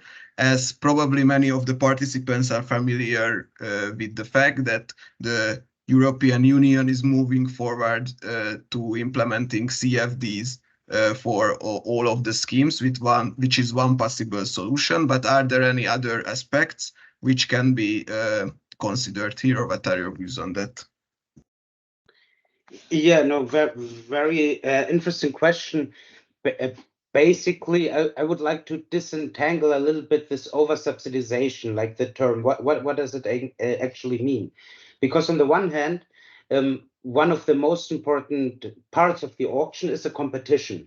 So if we talk about over-subsidization, for example, for a project that has LCOE of 60 euros per megawatt hour, and because the auction doesn't have a lot of competition and scores 80 euros per megawatt hour, from my point of view, this is already an over-subsidization. Of course, it's not what you actually mean, but I think it's important to already think about this. So having a lot of competition, not too complex auction, as Ilva said, a qualification requirement shouldn't be too high, otherwise you don't have competition. So there are a lot of design elements that indirectly tackle this point of over-subsidization in terms of high auction prices. Then coming to your point of over-subsidization in the sense of the energy crisis, let's say, with very high prices on the market, and the one thing is, I think the easiest and most natural approach is to introduce two-sided CFDs. I think this makes sense. If you as in Germany, for example, we had the one-sided CFD, the sliding market premium, in the sense of they could just make, the producers could make a lot of money without having to pay anything back. So we introduced in Germany, and if I'm not mistaken, in the European Union overall, an administrative cap of 180 euros per megawatt hour. This would be an option if you really want to stick with the one-sided market premiums. But I would say if it's really an issue we want to tackle, go for a two-sided CFD. Everything else doesn't make much sense from my point of view. And just to connect with that, be careful if you do like a two-sided CFD to exclude possibilities for generators to play the game. And for example, go out of the CFD scheme, conclude a short-term PPA or something, go back to the scheme when they need it. So there are some pitfalls. But in general, I would say if over-subsidization in this sense is an issue, go for a two-sided CFD. Thank you for your insight. And I think this is really relevant for the case of North Macedonia, as North Macedonia currently applies, as it was already stated, a fixed premium scheme. So Magdalena, what are your views related to this CFD versus fixed premium issue? Do you have a view on that, or what are the future plans of your country regarding this? Yes, I do agree with Vasily on on the possibility to introduce the contracts for difference scheme. And I do think that eventually, if we decide to put in place this scheme, what was the two-sided? What was the? It's just the terminology. CFD. On when, no CFD, but when the investor pays back the. Yes. So it's a payback obligation. Yeah, or... Yes, the payback obligation. we are, as I have mentioned now, considering all possibilities on how to move forward. This will certainly, we will certainly need an analysis on how this can be most effectively incorporated in our regulation first of all, and then and how to implement it. I would just like to say what Vasily mentioned at the beginning is that we need to focus to make these auction schemes as simple as possible. I'm talking about the perspective of an institution that conducts these schemes. So in terms of technical capacity, staff capacity, and also for the potential investors to have more simplified, clear, transparent procedures, and not to get stuck in the middle of the procedure. And eventually, when the let's say if it will be a tendering procedure, auction, or whatever, after it's finished, so we find ourselves in some uncertainty and do not to know where on how to get out of possible complicated situation. So yes, we are now, as I have said, need to decide on, and now this is a good opportunity to hear all these experiences and have good analysis and to see what the results will come forward, of course with our country specifics. Yeah, and this remuneration scheme issue also appears in Kosovo as far as I know, but in a different aspect, that if I'm correct, but correct me if I'm wrong, that in the Kosovian system currently there is a feed-in tariff, which will, or a feed-in tariff like support, which will turn into a CFD whenever the market will become liquid enough to conduct a CFD. So how do you see this transition project? What are the necessary conditions to introduce a CFD? Because so what are the details regarding to this? Yeah, I mean, the biggest issue is that you don't want to leave unknowns in a process. I mean, because that will jeopardize the bankability of any project. I mean, it is simple to say that yes, we will have a conversion, but then all investors want to know what will be the impact from that conversion. Basically, will I be impacted financially?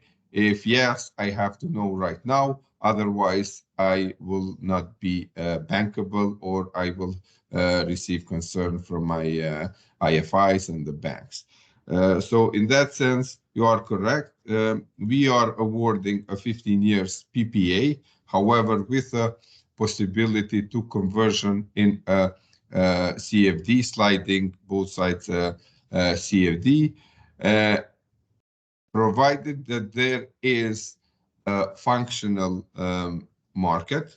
Basically, functional market needs to be determined by the regulator, and the regulator will put in place the conditions that it has to operate at least for 1 year. It has to produce prices every hour for the entire year.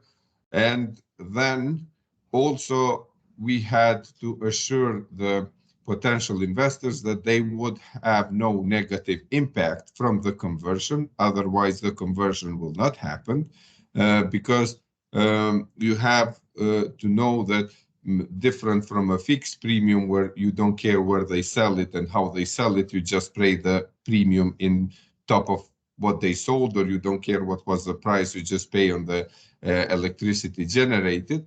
In the PPA here, we have a state off-taker who then will not be the off-taker, but then on the CFD will just do the settlement. So the off-taker will be the market itself, the organized market. And then the market on itself can impose dangers on certain times. For example, if there will be negative pricing, like what would you do when there is negative pricing? do I have still, can I sell it with negative pricing, and would you pay the difference? And then when you pay the difference, you might end up paying much more than you anticipated. Then you can come to some over subsidies on that point. So that's why we had to tackle these and clarify that basically we will not pay anything above the guaranteed purchase price, and there will be no negative pricing. Basically, he would not be selling when there is negative pricing, or you will just pay during that time. The limit will be just a guaranteed amount. So these are the risks. That's why we're saying market is in different stages, and then if in a mature market, then the risks are addressed easier rather than in unmature market. Yes, Thanks. yes, and you're absolutely right with these negative prices. So it's very much in line with the European solution that whenever there are negative prices, then there is no support to not incentivize unlimited production in these in these hours. Another topic I wanted to touch and found it interesting, as both of you mentioned, that both in North Macedonia and both in Kosovo, the auction is targeting solar PVs at its current state.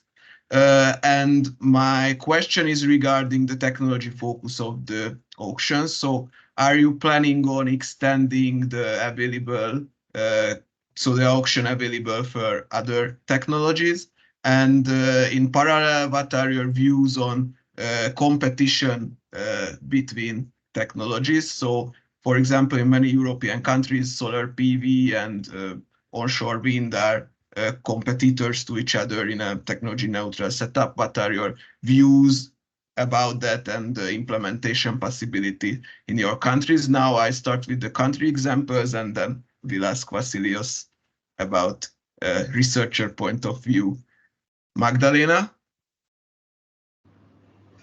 Okay, regarding the technology specifics, is more than clear in our country that PVs are leaders on the market, and we do have some installed capacity on onshore, offshore wind power plants. But in the near future, I think that this is the situation, as this will be the status quo. Regarding other technologies, meaning biomass, biogas, we are supporting these technologies also by feed-in tariff. And as we can see now that even these quotas that are awarded with feed-in tariff are not completed yet. So maybe because of the restrictions in the installed capacity, that because the feed-in tariff is awarded for small-scale biomass and biogas installations, maybe this is one, let's say, obstacle of if there is a potential for investment in a larger scale of these two technologies to be considered in the future. But I think that the focus in the near future will be how to integrate storage within the PVs. Let's say the focus will be here on how to settle first the regulatory framework, legal framework, and to give the new opportunities to new capacities to be combined with storage. So I think that in our case, in our country, we should for sure move towards this kind of technologies. Yeah, thank you. And what is the situation in Kosovo? Kosovo, I mean, I have also my colleagues here from the ministry with whom we work closely together. We support them. Kosovo picked solar, obviously, because it was more simpler initially and can be done quicker because the forecast is much easier compared to wind, where you need to have measurements and then different characteristics and takes more time. However, you have to understand that here it also a lot depends from the country specific. Kosovo is relatively small in terms of area. So you don't want to basically occupy a lot of agricultural land with solar plants. However, also in terms of the energy mix and on the weather conditions that we're faced, the capacity factor for wind is much higher compared to solar, which is at 15%, while wind is at 30%. So we would want actually for Kosovo's system, wind would be much more appropriate in that sense. However, in our energy strategy, we have foreseen in next 10 years to have about 1,200 megawatts of new capacities, but both from wind and solar equally. So we haven't given more weight to solar or anything else. In terms of technology neutral, when we auction for the support scheme, that is a different story. I mean, I wouldn't advise anyone to start with technology neutral without gaining first experience on each technology separately, because then the evaluation, you have to gain experience in evaluation and then to be experienced and also in comparison when you do two technologies at once, because there are many specifics, many differences to compare. That's why, at least in our country, that shouldn't be something that we should do right away, especially now that we're finishing the first solar auction and we're going to do then the second will be a wind auction. So I would still do some runs on technology specific before we go to technology neutrality. And that also depends again, if you do on non-site specific, you do only in quotas. When you leave the majority of things to be developed from the developers, then it's always a bit easier. Thank you. Yeah, thank you. So Vasily, you now heard the country-specific solutions related to technologies. So I would like to ask you to make some general comments on it and highlight your views related to this technology specificity and what are the necessary order to introduce this competition between technologies. No, it's very nice.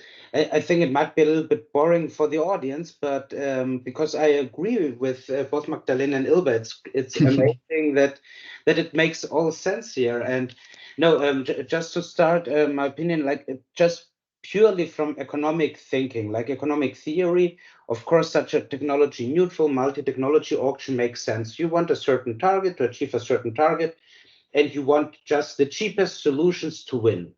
So far, so good.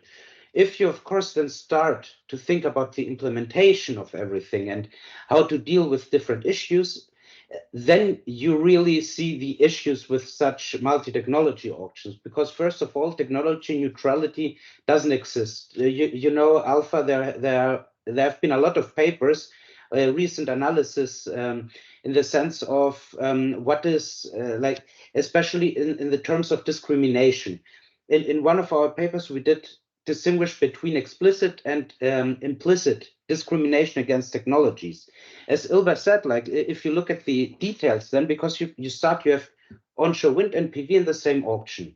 Okay, are we going to put the same ceiling price for both so we don't discriminate? Maybe that's an issue. Do we do different ones, one shorter or realization periods? Do we support one technology over the other? So it's very, very difficult to find appropriate parameters for both technologies. Having said that, personally, I'm more for a technology-specific auction approach, just to gain experience, to have control over your energy mix, which is important. Then to avoid really stop and go cycles, which is horrible for investors. You mentioned in the presentations the SD+/SD++. If you look at the awards there, in some years PV won everything, onshore wind nothing, and the next year it was completely the different outcome, the opposite outcome. So basically, this is horrible for the industry. You cannot really plan. But if you have technology-specific auctions in place, you really know where the capacities, the deployed capacities, and so on and so forth. Having said that, from my personal opinion, especially if you start at the auction, I like that's the thing. I completely agree with the other speakers. Like, start with a site-specific auction, gain experience, get the market going, get investors there, move to technology-specific auctions, and then you can consider going forward to multi-technology auctions. And if yes, try, especially, let's be honest, onshore wind and PV, roughly the same prices. This would be appropriate. Yeah, thank you for you. Everybody agreed with everything regarding this question. Maybe then I will be the advocate of the devil in this question and raise some issues regarding to that. So I'm not fully agree with your points, mostly agree, but would like to highlight some other points as well. So if you just look at the European auctions, it's possible to identify that many countries actually started with technology or multi-technology auctions, usually considering solar PV and onshore wind. The main reason that the LCOEs to those technologies are relatively close to each other. And experience show that, of course, it's difficult and of course it won't be neutral, but there is very rare that one technology fully dominates all of the auctions, and there are measures which you can implement if this is the case. For example, in Spain, there is also a technology quota for both technologies, and there is some element where technology neutral competition took place. My general advice would be is to avoid that mixing it into different auction schemes, similarly like Germany experienced with it, because that could create very, very bad incentives, which Vasily could talk more in detail. But in general, I think it can enhance the long-term profitability of the less advanced technology from PV and wind, because if competition is present, then producers are incentivized a little bit more to technologically improve, which can be a positive benefit. But of course, there is no need to rush. So I agree with the point to keep it simple and easy to see. But I would like to raise this counter argument against your argument. Okay, so returning to role as a chair of this roundtable discussion, now I would like to, I still have some questions, but before I move to those, probably the audience have some questions as well. So now at this point, I give the floor to the audience to ask questions, and if sometimes remain, then I still have one or two questions for you. So from the audience, does anyone have questions to the participants of the roundtable?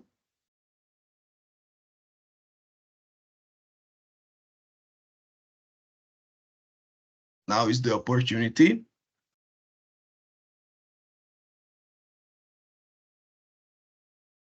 Doesn't look like as there are questions. So then I just want you to ask two quick questions as the end of the roundtable. The first one is very much associated with this high prices over subsidization issue, that looking at European countries, there is a larger and growing experience that governmental auctions are started to, at some extent, compete with fully market-based solutions, so with PPAs. The question is that at what extent you expect that this will occur in your country. So basically the main condition is a well-existing market and if the projects are mature enough to survive without support. How do you see it in the two countries, in Kosovo and North Macedonia? Magdalena, what are your views about this PPA issue? We do not have an experience with PPAs, especially for, let's say, large-scale projects. I do know that now the energy community is conducting a project to analyze all contracting parties separately and to see the possibilities on how to introduce PPAs in each of our country.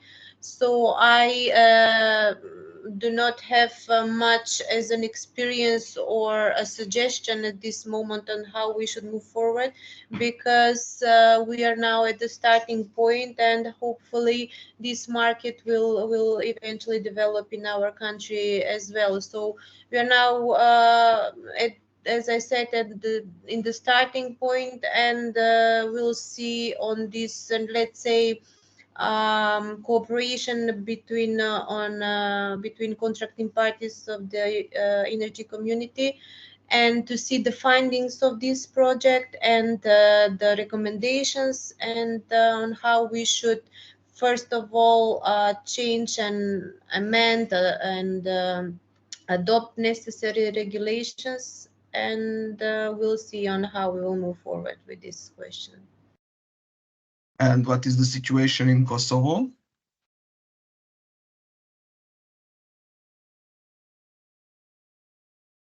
We can't hear you.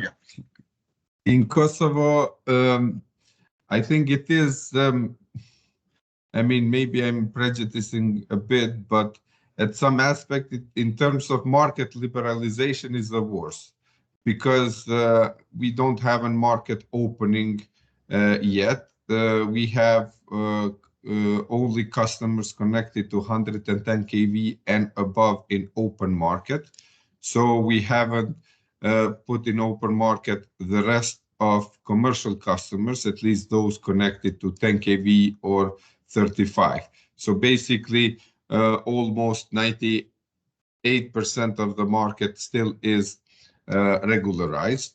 So that makes it very unattractive for PPAs in terms of, sorry, I should correct, commercial PPAs in that sense.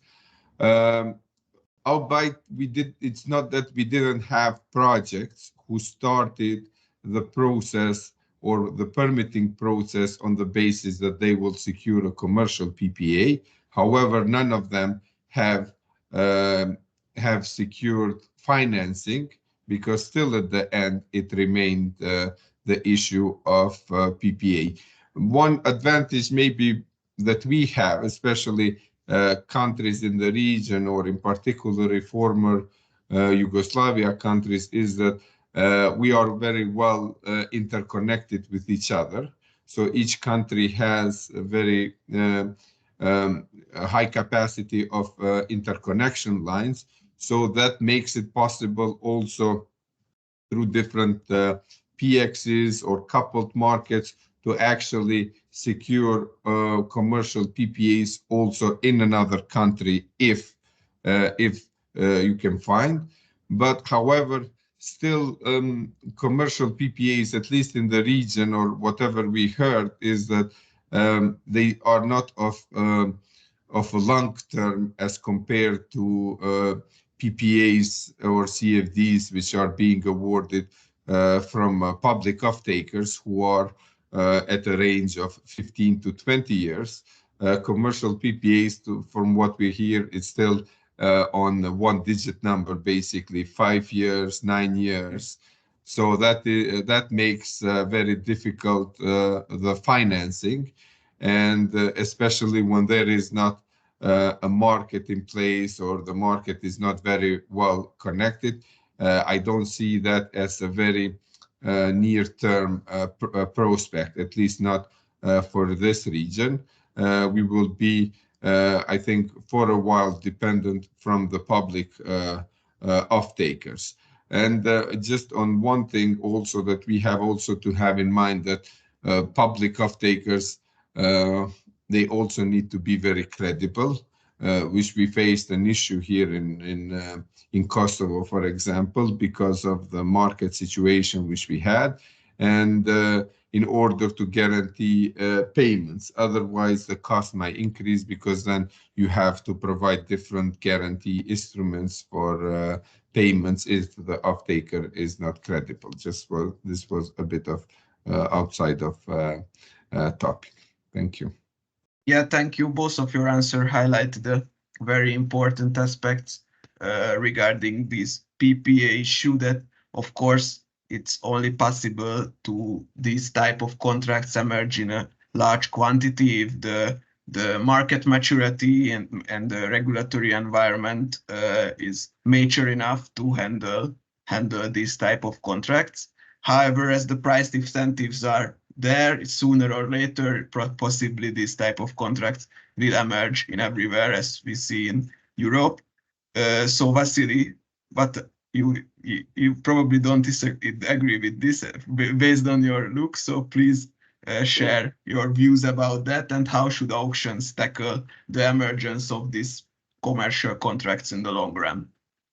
No, yeah, this time I have to disagree with you, Alpha. No, the PPAs, I would say, are quite, and auctions are quite a controversial topic, even now here in Germany, with extensive discussions with the government, with stakeholders, how both topics are combined. Because on the one hand, there's always this dream of rather, let's say, liberal politicians to abandon everything, the support and go for market-based renewable energy deployment, which on the one hand makes real sense. On the other hand, we have quite ambitious renewable energy targets. And we did a couple of analyses at Fraunhofer, actually. How is it possible to really achieve one's very ambitious renewable energy targets purely based on PPAs? And the answer is unfortunately quite certain no. Because on the one hand, we have, of course, rising prices and everything, but if you look at the market values, the more renewables we have in the next couple of years, the market values for renewables will go down. It won't be sufficient looking at the LCOE that are actually increasing and decreasing market values. We don't see really a market-based approach to really refinance your investment purely via PPAs.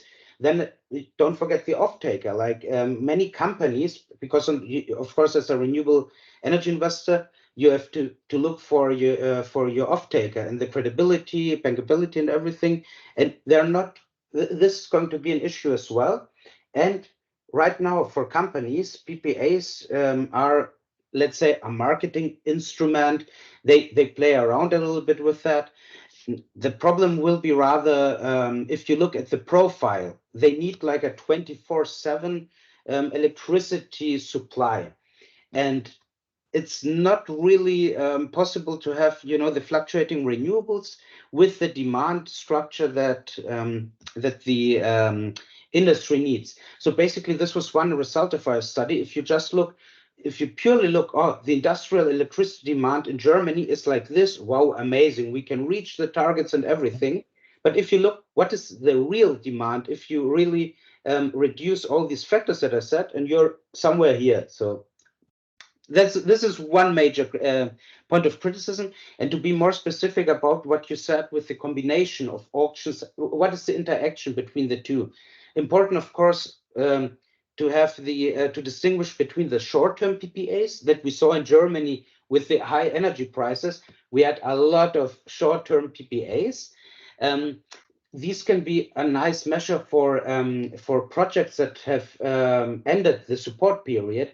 In Germany, we have quite a lot of them right now after 20 years of service or support. What are you going to do with these remaining 5 years? This is perfect for PPAs. But I think when we talk about PPAs, we mean the long-term ones that actually enable investment, real new projects.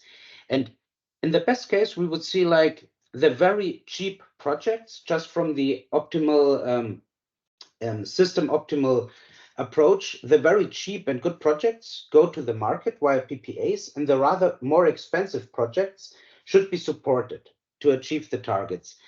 But how to do that? if you find, let's discuss this afterwards with a beer someday in Hungary, because we found a solution yet to this, so that very good projects don't go in the auction, win everything, and don't go to the market. There are some ideas, size restrictions. We had this in Germany for solar PV. Only 10 to 20 megawatt projects were allowed to participate in the auction. So if you have a rather big project, then you go to a PPA. But is this a solution? I don't know. Yeah, thank you for the detailed explanation. And actually, we don't disagree on the potential of PPAs that much. So I generally agree with your views about the future and the market values, especially for PV with these decreasing market values, and we don't know where the LCOEs will go. So we are actually running out of time, so I grant one last opportunity for the audience to pose a question. So it's really the last opportunity to ask the experts about their opinions. Okay, then there is no further questions, so I would like to thank all the participants of the roundtable discussion to share their views regarding their countries and in general. So thank you very much for participating. Thank you. And I would like to also thanks for the audience for participating in the workshop.